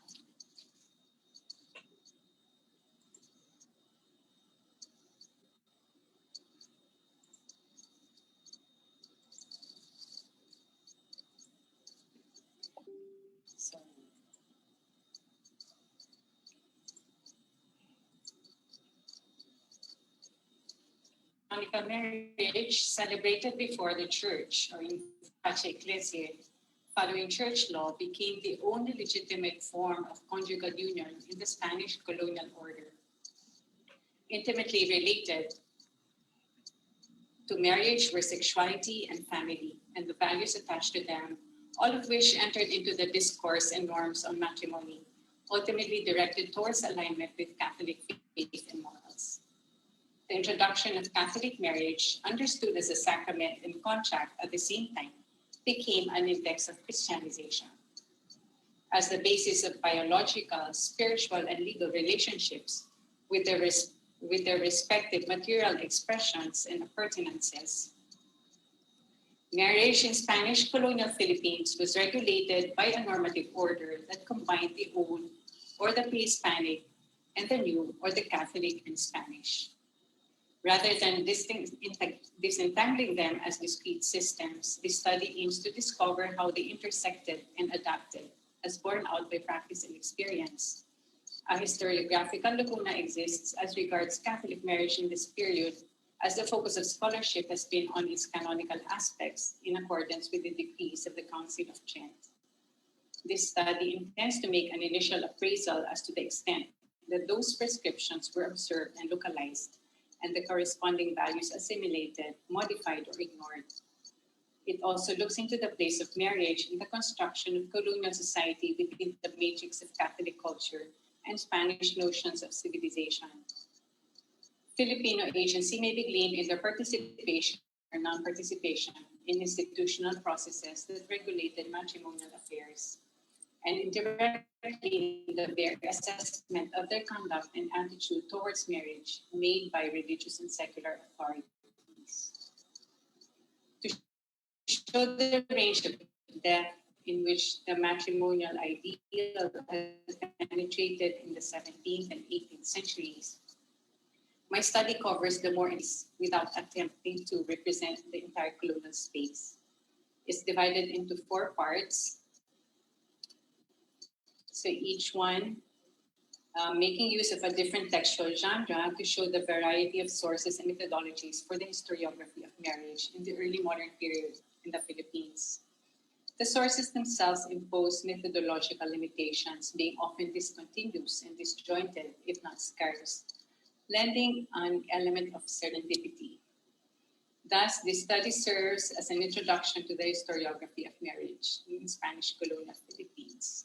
So the first section examines the state of canonical marriage in lowland society, hence more Hispanized, in the 17th century through the prism of 4 lawsuits. In view of the scarcity of records of legal proceedings from that early period, these cases gain in historiographical value. And I use what kind of a microhistory approach. The second deals with the introduction of Catholic marriage in 18th century Franciscan Island missions in Luzon. And the third part makes use of pragmatic normative literature produced in and specifically for the Philippines in the 18th century. The last section briefly illustrates marriage at the core of parish life and concomitantly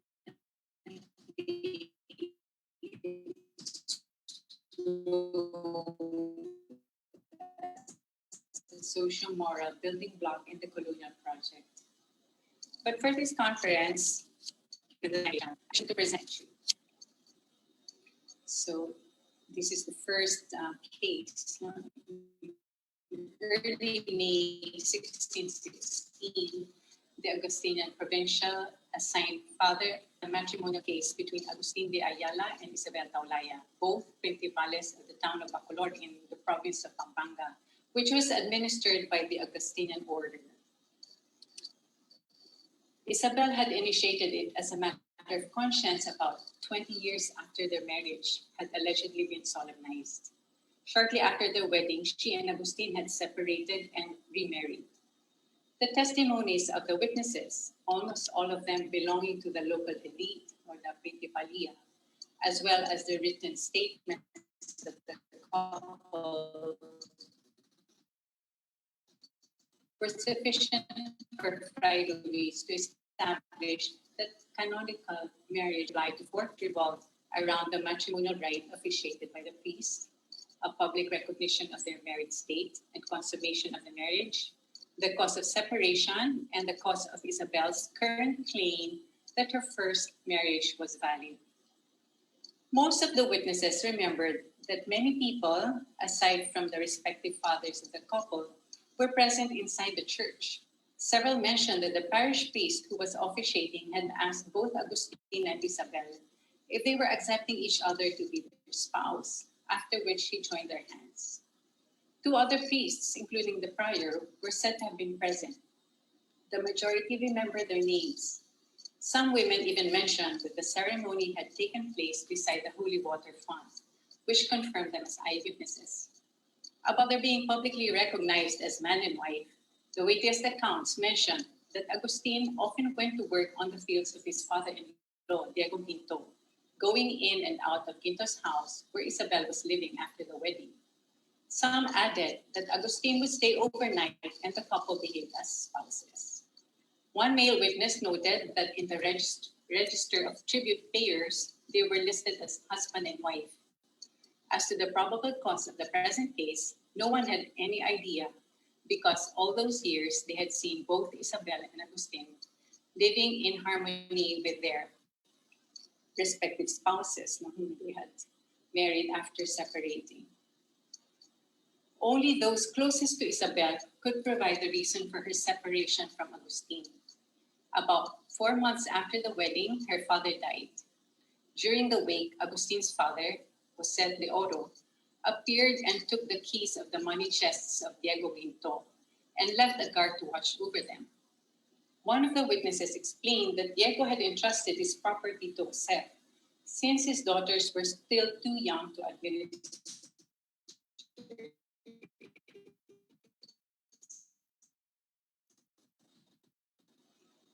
Diego's siblings, or Isabel's aunts and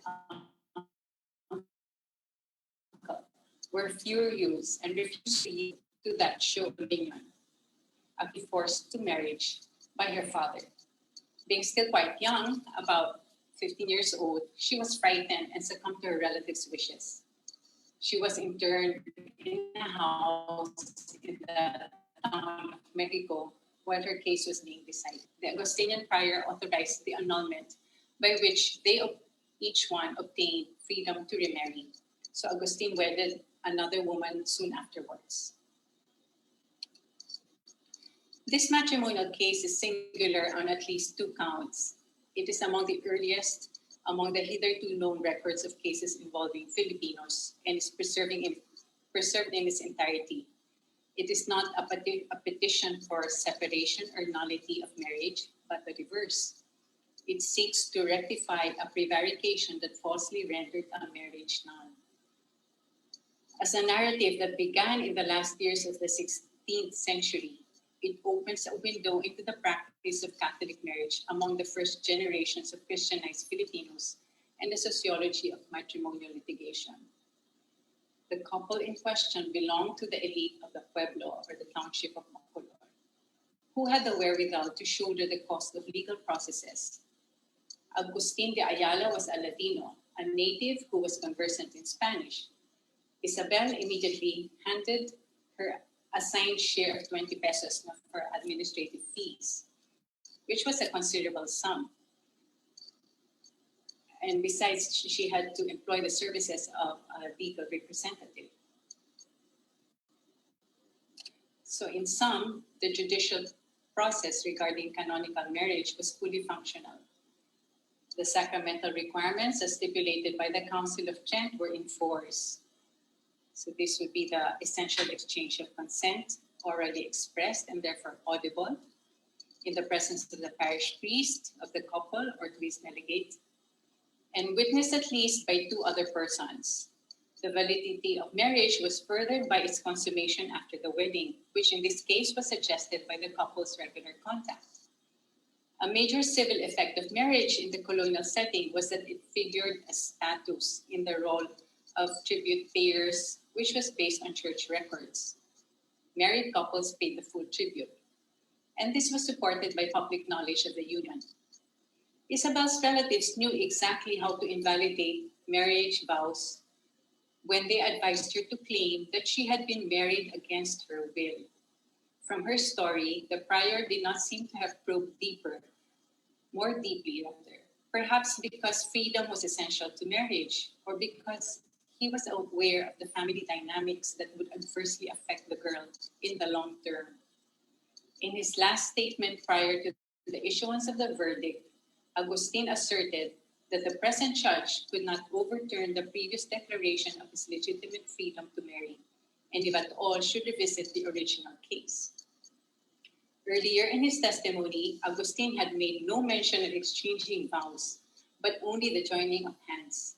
Such silence on the central element of Catholic marriage is rather dubious vis-a-vis the most everybody else's declaration, as if Agustin intentionally omitted it to render the marriage invalid.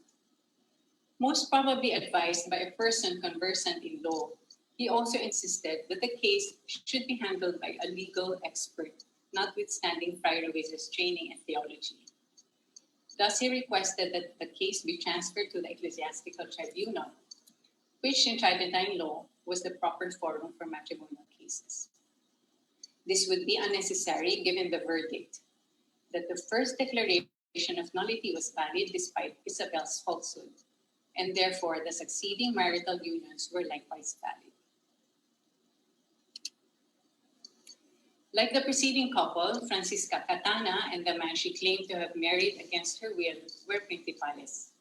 In 1643, Francisca, a native of Macabebe, Pampanga, filed a suit in the Ecclesiastical Tribunal of Manila to declare nullity of her marriage with Agustin de Alcaraz. She alleged having been coerced by her aunt, who had raised her from childhood in Hagonoy, in the neighboring province of Bulacan, where she was betrothed to Agustin. Aside from that basic invalidating element, she accused her husband of not providing for her, as well as subjecting her to violence. Right after the wedding, she escaped to her father's house in Macabebe, but was obliged to return to Hagonoy by the parish priest. The witnesses that the husband presented, however, said that they had lived as husband and wife, and that she had even borne him a child. So around the same period, before the ecclesiastical authorities in Iloilo, in the Visayas, Maria Mucha lodged similar complaints against her husband, Bernardino de Mabasa, justifying her refusal to live under the same roof with him after his long absence. She accused him of losing his senses when drunk and threatening to kill her several times. The last was when he was coming home after years of military service in Mindanao and Sulu. He was reported to have repeated the threat should his wife remain obstinate. Maria claimed that all the time that they had lived together early in their marriage, quote, he did not give her a single skirt or bought her shoes, unquote. According to Bernardino, sometime after their wedding, she ran away to the Visita of Batan in the present-day province of Aklan. Despite the objections of the priest and the alcalde mayor, he sought her 3 times, but to no avail. The judge in this case decided on a temporary separation of 4 years, quod torum et cohabitationem, from bed and board, suggests that he believed Maria's fear for her own well-being, supported as she was by local authorities. Consulted about a matrimonial case in which Maria de Luna similarly asked for divorcio, accusing her husband Domingo de Lara of adultery, negligence, and extremely abusive behavior, the Franciscan Francisco de Santa Ines likewise advised temporary separation of the spouses.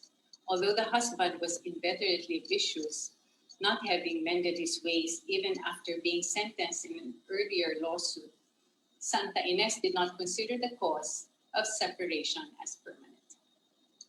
Although these cases of separation are insufficient to establish the general trend of causes of legal separation, albeit temporary, they provide examples of the basic grounds recognized by ecclesiastical norms.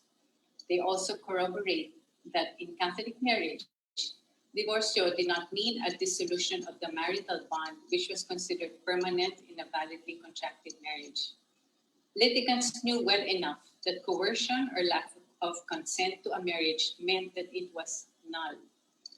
Asked why it took so many years for her to make her case, Isabel replied that when Agustin had sought her out while she was in the town of Mexico, where her aunts had brought her, they had pledged fidelity to each other.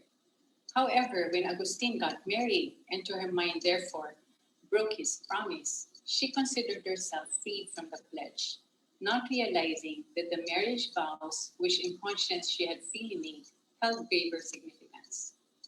When she heard of a similar case many years later, she saw the truth of the matter, and now close to death, she had consulted a priest who verified that her scruple had just cause. Presuming that Isabel's testimony to be sincere, it would indicate a deeper assimilation of Catholic matrimonial norms. Whereas the public exchange of consent was central to the marriage rite, it seemed to have been construed in this case as being just at par with private promises. Nonetheless, Isabel's openness to official doctrine moved her to rectify her violation of a sacrament. Imaginably, she had learned and become convinced that the matter was crucial for her eternal salvation. The earliest known handbook for the administration of sacraments prepared and published in the Philippines was authored by the Augustinian Alonso de Mentrida. So the first edition of the Ritual para Administrar los Santos Sacramentos, published in 1630, became an official guide for the Philippine Church until the other religious orders prepared their own.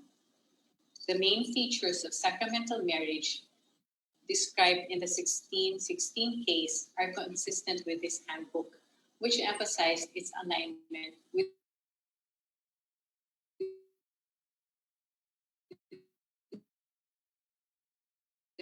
Tridentine decrees. Please take note of the main elements of the sacrament, matter and form. So here you see that the sacrament is at the same time a contract. The symbolic joining of the right hand of the bride and groom was accompanied by the priest's words, "I join you together in matrimony in the name of the Father and of the Son and of the Holy Ghost." This rite was usually held at the church door, although it could be held inside the church or at home. Some witnesses said that Agustin and Isabel exchanged marital consent by the holy water font, which would be congruent with that location near the entrance of the church. Apparently, there were no impediments cited since the priest proceeded to solemnize the union. The Council of Trent exhorted the married couple to refrain from living together in the same house until the nuptial blessings, or the velaciones, were given by the priest ordinarily within the nuptial mass. The mass was preceded by the blessing of the rings, which the spouses gave each other as a sign of fidelity, and of the symbolic array consisting of 13 coins which the groom handed to the bride, after which they entered the church. This practice was adopted from the Mexican Ritual Indico, which in turn had adopted the Tridentine version of the Manual Toledo, which was in use in Spain. Thus, a combination of old and new became the prevalent practice in the Philippines, which has survived until today. This amalgam was quite in consonance with the Council of Trent's openness to retain, quote, any praiseworthy customs and ceremonies, unquote, obtaining in other places which were not included in these decrees. So just to some final notes. So these cases further reveal the centrality of the woman in Filipino marriage customs. In the case between Isabel and Agustin, the bridegroom with his relatives and people from his barangay came to the bride's house to accompany her to church. Mentrida's handbook advised that in the Philippines, to avoid quarrels, presumably between families, the marriage was celebrated preferably in the woman's parish should the contracting parties belong to different parishes. Nonetheless, the couple was free to choose to wed in either of their parishes. After the wedding, which was celebrated in the bride's house, Isabel continued living with her family, probably because the couple had not received the nuptial blessings. That could be one reason. So, because in that case, marital relations were prohibited by the church. Other reasons could be her youth, or that the husband had yet to fulfill certain conditions. Notice that Agustin went to work on the fields of his father-in-law and stayed some nights in his house with his wife. Most likely, Agustin was rendering bride service, which formed part of the dote, or the term that the Spaniards used to refer to bride wealth that he and his family had committed to his in-laws. One witness mentioned the giving of bride wealth as part of the marriage agreement. Isabel and her sister were the main heirs of their father, who supposedly designated her father-in-law, Jose de Oro, as administrator of his property, while the women were not yet of age. The violent reaction of Diego Ginto's siblings to what they considered as undue interference might seem motivated by the desire to protect their niece and the family's property. However, their threat to disown her should she stay with Agustin makes them suspiciously self-interested. The emotional blackmail proved too much for Isabel, who in the end chose to preserve blood ties. The case between Francisca and Agustin illustrates the participation of the bride's relatives in the bride wealth received from the groom. To counter the woman's claim that she had been wedded against her will, the husband, Agustin, declared that he had given her bride wealth worth 300 pesos in gold, which his wife had distributed among her relatives, as is the custom among us. He lashed onto this overt action, which he claimed took place several months after he had given the sum, adding that Francisca did so as an expression of her contentment with the marriage. The requirement of a substantial bride wealth is borne out by the parity of status of the spouses who belong to the wealthy elite. For example, part of Francisca's demand against Agustin was the return of property, consisting of slaves, gold, and items of clothing that she had inherited from her father. Hence, that was her paraphernal property. And this did not form part of the bride wealth. Lastly, these cases may imply the preponderance of Christian sacramental life among the local elite, and logically in the more intensively Hispanized and urbanized population that was within reach of the clergy. Considering that well into the 18th century, exhortations to accelerate the reduction in specific areas continued, among other things to facilitate catechesis and the administration of sacraments, the number of church marriages and inversely the number of unwed couples must have remained significant. But this calls for a quantitative study. At any rate, these few cases whose records have survived bear out the Spanish evangelization methods of prioritizing the elite, cognizant of their influence on the community, and promoting social civic order as a structural support of Christianization. Thank you very much for listening.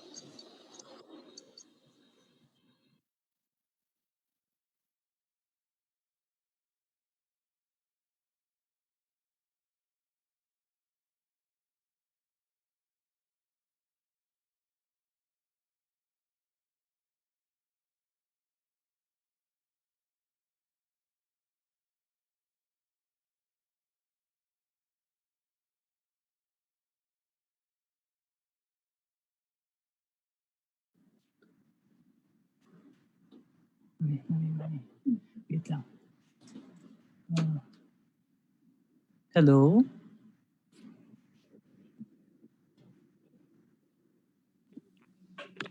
Oh, sorry. Oh, sorry. Oh, sorry. I thought, okay, we'll just go over again. So thank you very much to our presenters. The papers in this panel examine various aspects of Catholicism in the early Philippines.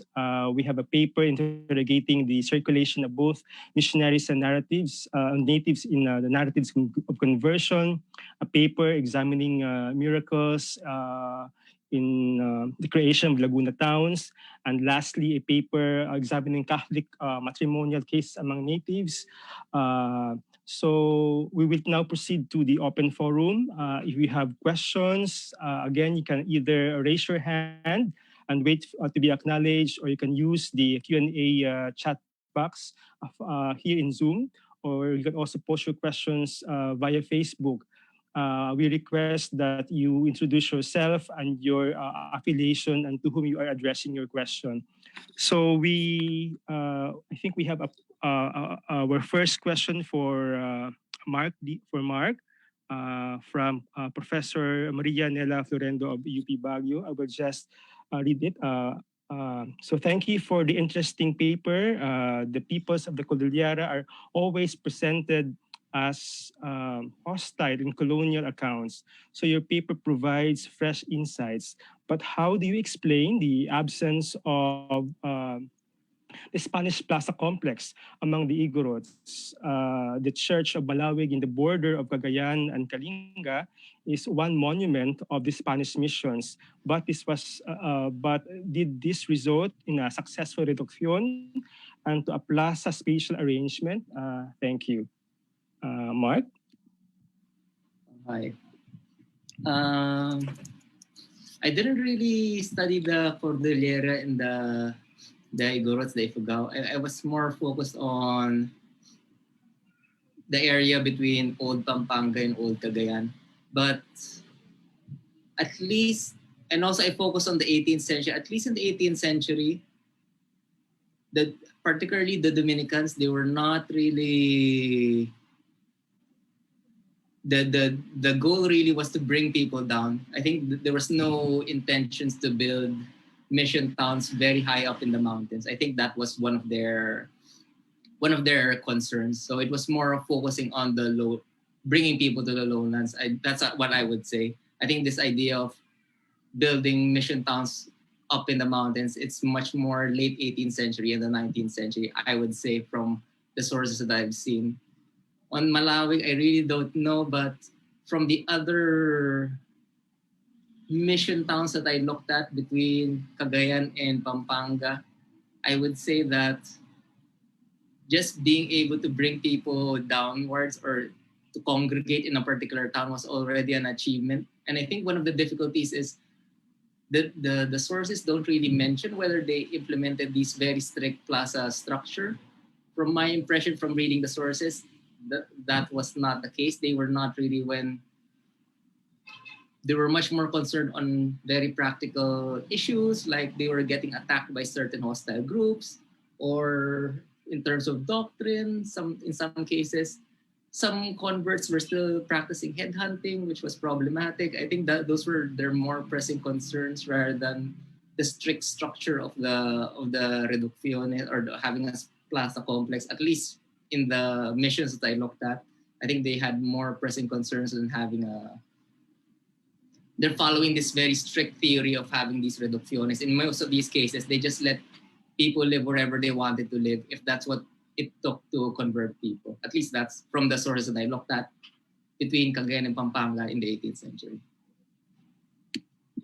Okay, thank you, Mark. I think we have another question from Hubi C. Hubi, are you there? Yes. Yeah, can you hear me? Yes. Right. So I have a comment for Ma'am Yvette and then a question each for Mark and for Grace. first for Ma'am Yvette, just a comment. It's you really give a lot of qualitative depth to something I've only seen the shape of in numbers, and it's always very fascinating to hear your studies on marriage. For Mark, I wanted to ask, so it's also a very fascinating presentation. I wanted to ask, is there any way, whether direct or indirect, that one could study the magnitudes of migration, magnitudes of migration, magnitudes of circulation at this time?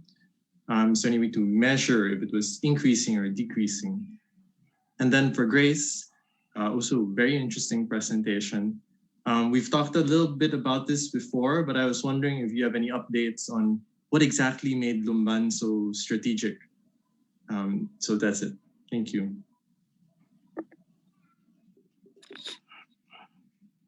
Grace? Okay, let me just switch on my video. Okay, Hobie, thank you for the question.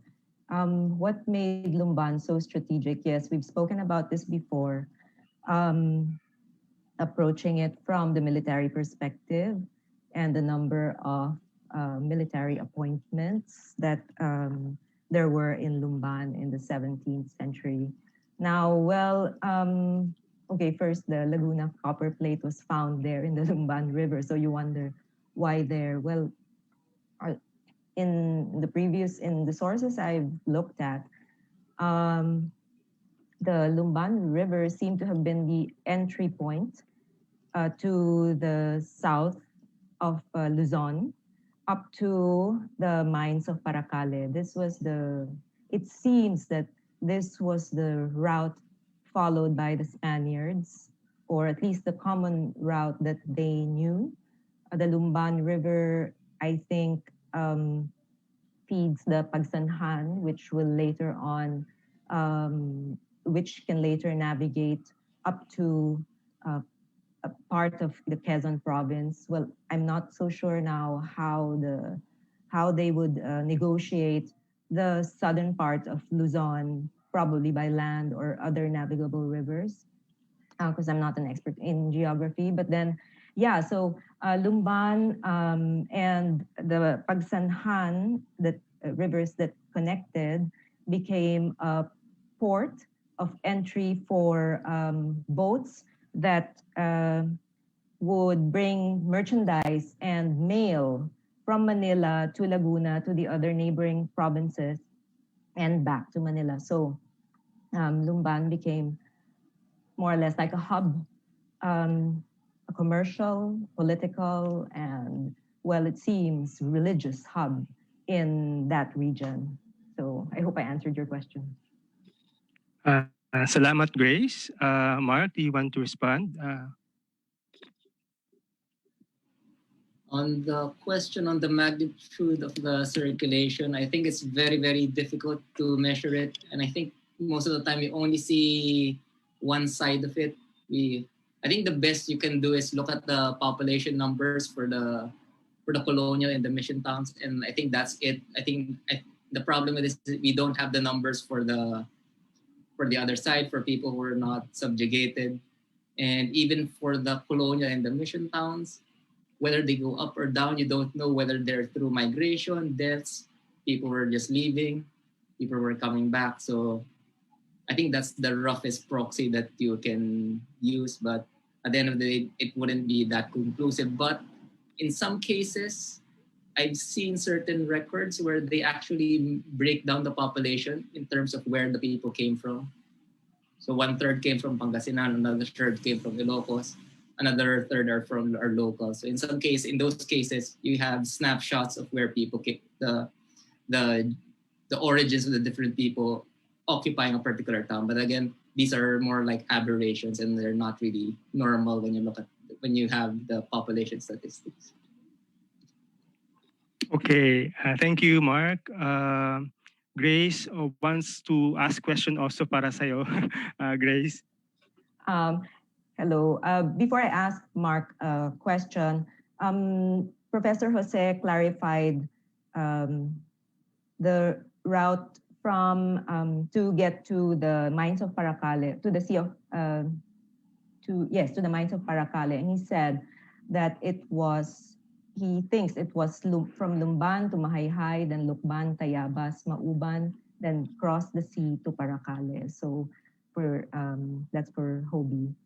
And then for Mark, thank you so much for your paper. It's really fascinating. Now I'm just wondering why you said, well, there weren't visitas a la tierra in the 17th century, or there were hardly any. And why was there a growth of the custom or the practice in the 18th century? What factors led to both? That's all. I think one of the reasons is there was a royal decree. I think it came from Peru. I think the Viceroy of Peru was saying that why weren't we doing any visitas anymore, because it was a common problem throughout in the Indies. So eventually they got a royal decree that says, this has to be implemented and so forth. So I think this was it was not the only one, but it was one of the main push on why in the 1690s you get a lot of these visitas at that time, because there was this royal decree. I think it was 1680 or 1685. So it takes time to implement it. So I think they eventually did it.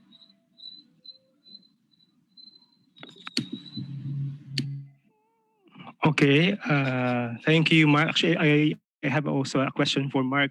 I'm just curious if there are also natives who serve as assistants to the missionaries in doing the visita, in the circulation, and what are the particular roles of these assistants? Probably in mediating with the community leaders, for instance. So, do you happen to see any documents about the indigenous peoples as guides or assistants for these missionaries traveling around? Yeah, I think that's the most important thing. If you look at the start of the missions, they usually did not enter the towns. It was usually relatives or previous converts. They were usually the intermediaries that usually broach the idea. Can the missionaries enter? It's usually they have these intermediaries who did it. And I think one of famous one is the one mentioned by Dr. Jorge Moharo. Pigu was actually a very, very important in the Augustinian missions. I think he was the translator, he was the guide, he was always there accompanying Alejandro Cacho in the Augustinian missions in Pampanga. I think there's a statement there that said that a lot of the conversion was actually not made by the missionaries, but actually by these intermediaries like Pigu. Pigu was actually the person who converted most of the people in the missions. So yeah, they're actually there. And you can see these people circulating, and a lot of the intermediaries, they were also the ones who accompanied the entourage that went to Manila as well. And some of these intermediaries sometimes they were from Guagua, Pampanga. I think this comes back to what I mentioned, like you have these intermediaries from lowland Pampanga working in the upland missions in the Caraballos, being an intermediaries between the lowlands, the uplands, the missionaries, and the Ilongots. And I think there's a much wider scope, I would say, than the usual towns. Like even if a particular intermediary was a principal of a particular town in Pampanga, they had a very wide scope. They helped in the missions, and they had contacts with the upland settlements as well. Okay, salamat, Mark. Do we have questions from our FB? Okay, so while waiting, I have a question also for Ma'am Yvette. Ma'am, I'm just curious if up to what extent did the indigenous practices do you have records indicating the end of the practices that you mentioned, for instance, in the giving of dote? Do you have did you find any period in which this persistence of pre-colonial traditions have been sort of eradicated in the marriage practices in Spanish Philippines? Thank you very much for that question, Noel.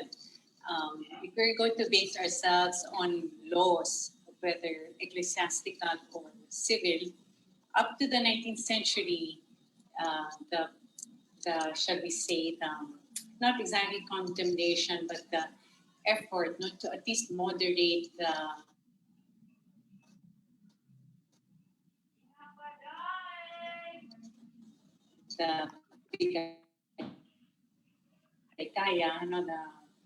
that would be an indication of, well, that these practices had not been eradicated. And we know, from our experience, if we maybe ask our grandparents, I mean, especially they grew up in the rural areas, at least the bride service, the panlilimpihan, for example, was still being practiced during that time. I don't know how it is today. I haven't read up on this, maybe some ethnographic studies of this. But yes, these practices really were institutions, and the Spaniards and especially the ecclesiastical authorities, they recognized them as deeply rooted. But maybe it doesn't surface in the official documents as to what extent they understood the shall we say, the dense meanings of these practices. But I know that at least some of them, maybe the parish priests were more immersed in their communities. They did understand it. So the most they could do was at least to moderate it. Let's say not to make the bride service so long. Okay, thank you, ma'am. We have another question for you from Alec Hiradila of NHCP. For Dr. Camacho, thank you very much for the interesting paper. I would like to ask if you came across cases for divorcio where representations were made by third parties or those in positions of power, or were these proceedings only held in closed hearings, ma'am? Okay, divorcio, the separation, legal separation, what we call legal separation today, was under the jurisdiction of the ecclesiastical tribunal. So since this was a highly personal, shall say, matter, yes, we could say it was the legal process was held behind closed doors, because it also had a lot to do with conscience, with the internal, should say, forum. But the call for testimonies, because yes, there was a need for that, shall we say, would be public, because we'd find these the litigants going out, especially to the respective barangays, perhaps they belong to different barangays, and then of course also to some relatives, although they were rather close. No, they were not, shall we say, considered, shall we say, the most reliable witnesses. But that would be, shall we say, the semi-public dimension of these cases. So I don't know if that answered the question, because now the matter of maybe the more material matters like dowry, inheritance, these were under the jurisdiction of the secular courts. Okay, so do we have questions from our FB pages? I think wala na. But before we end our panel, Professor Jokno also wants to give her comments. Ma'am Jokno, are you here already? Yes, thank you. Thank you, Roel. First of all, I want to thank all of our presenters. I think all the studies you presented are new and interesting. And you are, although you've made my life more difficult by trying to put these papers together, I think there's so much learning that we've been able to get from your presentations. I think what I've seen today from the two panels are a few things. One is the larger than usual, I mean, the larger than usual role of the indigenous. In this entire process of if you listen to my talk yesterday, my introduction of quote Hispanization, that really makes you think what about the nature of Hispanization. We've heard about it from Mark, for example, the powerful role of intermediaries in conversion, and if Mark said something about perhaps intermediaries were more effective at proselytizing than the friars themselves. This is not something that we normally think of when we think about Christianization. And the papers today also teased us a little about the role of women in our society. Ricky Jose's paper earlier about the documents that he examined, and then of course the discussions both of Grace and of Yvette. So that's one. The expanded role, the expanded role, the space of indigenous actors. I think that comes out very strongly in the papers. The second is that we also saw today the place of writing, documentation, testimonies, legal cases in the process of Spanish interactions with Filipinos during that period. But on the other hand, and in contrast to that, we also saw what, I don't know what to call it, for want of a better word, the performing aspect. What do I mean by the performing aspect? And here I refer to the extraordinary, the miracles that Grace described. And even here, you see the role of the indigenous. In the case of the miracles, the role of the Catalanans in the ritual. No? And I think it's important to, again, it gives us another meaning of it deepens our understanding of the process during that time.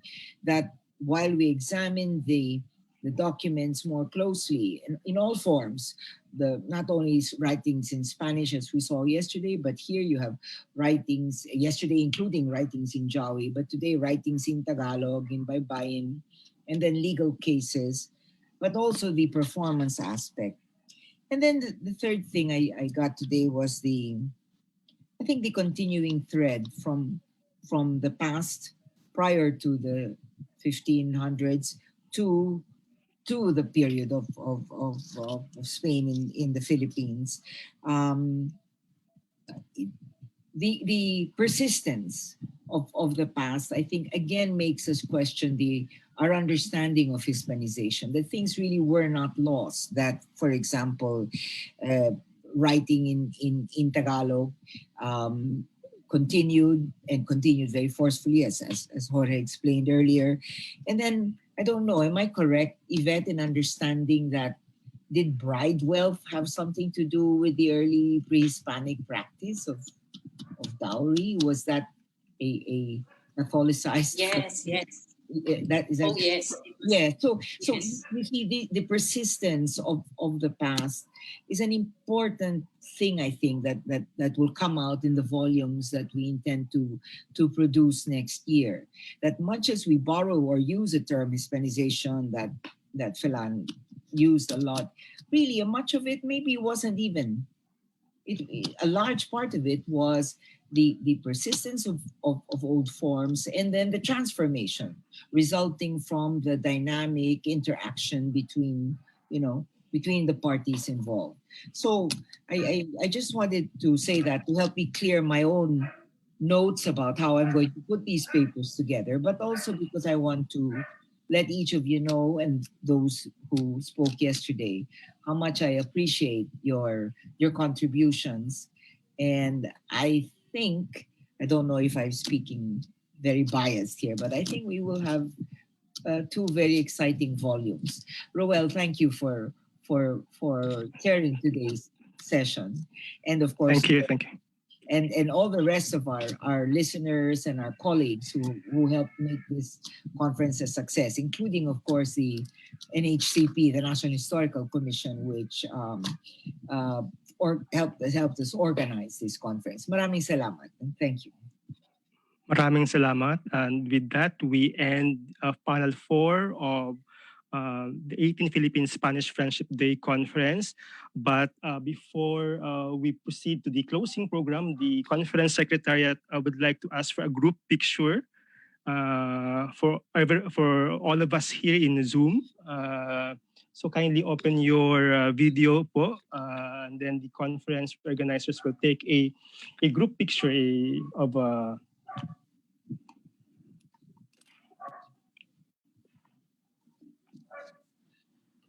Okay, I'll take the photo po. Ikaw ang photographer, Kirby. Screenshot, okay?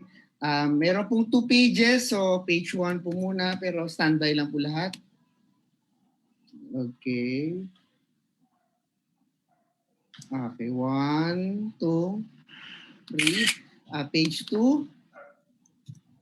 One more. Okay, open po. Okay. 1, 2, 3. Okay, thank you very much. Salamat. Salamat sa lahat. Salamat po. I want to turn over the floor to the conference secretariat para po sa pagtatapos ng ating komperensya sa hapon na ito. Muli, marami pong salamat at magandang hapon po sa ating lahat. Okay, thank you very much, Professor Pagunsan. To deliver the closing remarks for this year's Philippine-Spanish Friendship Day Conference, let us all welcome Dr. Neil Marshall R. Santillan, Chairperson of the UP Department of History. Buenas tardes a todos. Ladies and gentlemen, we have reached the end of this year's Philippine-Spanish Friendship Day Conference, an academic initiative designed to examine the historical and cultural ties between the two countries that began in 2003. Since then, the University of the Philippines, through the Department of History, has served as the conference lead organizer in partnership with the National Historical Commission of the Philippines. The end goal of the yearly conference is to generate knowledge production on different topics relating to the Philippines and Spain, within and outside the academia. I believe that this goal has been realized by the wealth of knowledge shared by our Filipino and foreign paper presenters, whose outputs will be soon published as part of an initiative named Project 2021. The project, under the able leadership of Professor Emeritus Maria Serena Ayjokno, is the contribution of the University of the Philippines to mark the Quincentennial Commemoration of the Battle of Mactan, the introduction of Christianity in the Philippines, and the Philippine part of the first circumnavigation of the world. The project goes beyond the historical value of these events by facilitating a multidisciplinary research on the Spanish colonial period of the Philippines.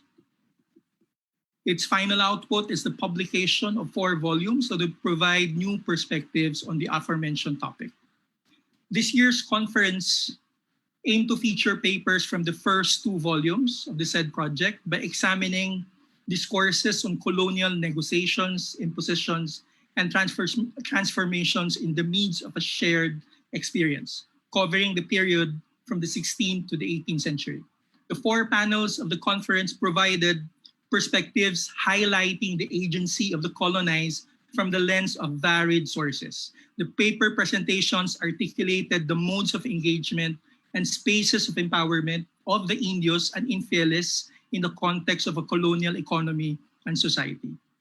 Kudos to the members of the organizing committee under the able leadership of Assistant Professor Jelly A. Galang. Kudos to our partner institutions, the National Historical Commission of the Philippines and the National Quincentennial Committee.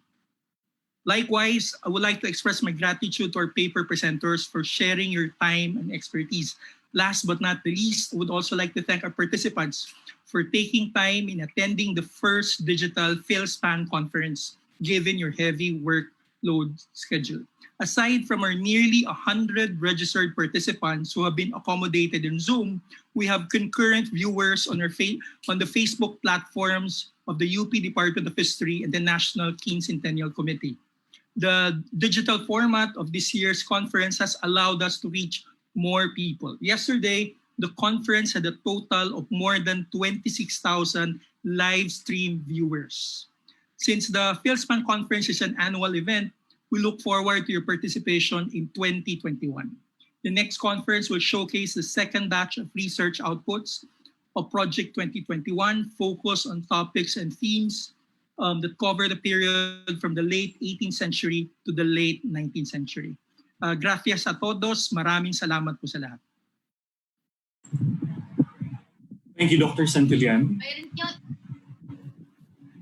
Once again, we would like to thank all our panelists and attendees for your insights and participation. We hope to see you again next year for the 19th Annual Philippine-Spanish Friendship Day International Conference. We conclude today's program with the singing of UP Naming Mahal. Muchas gracias a todos. Maraming salamat po.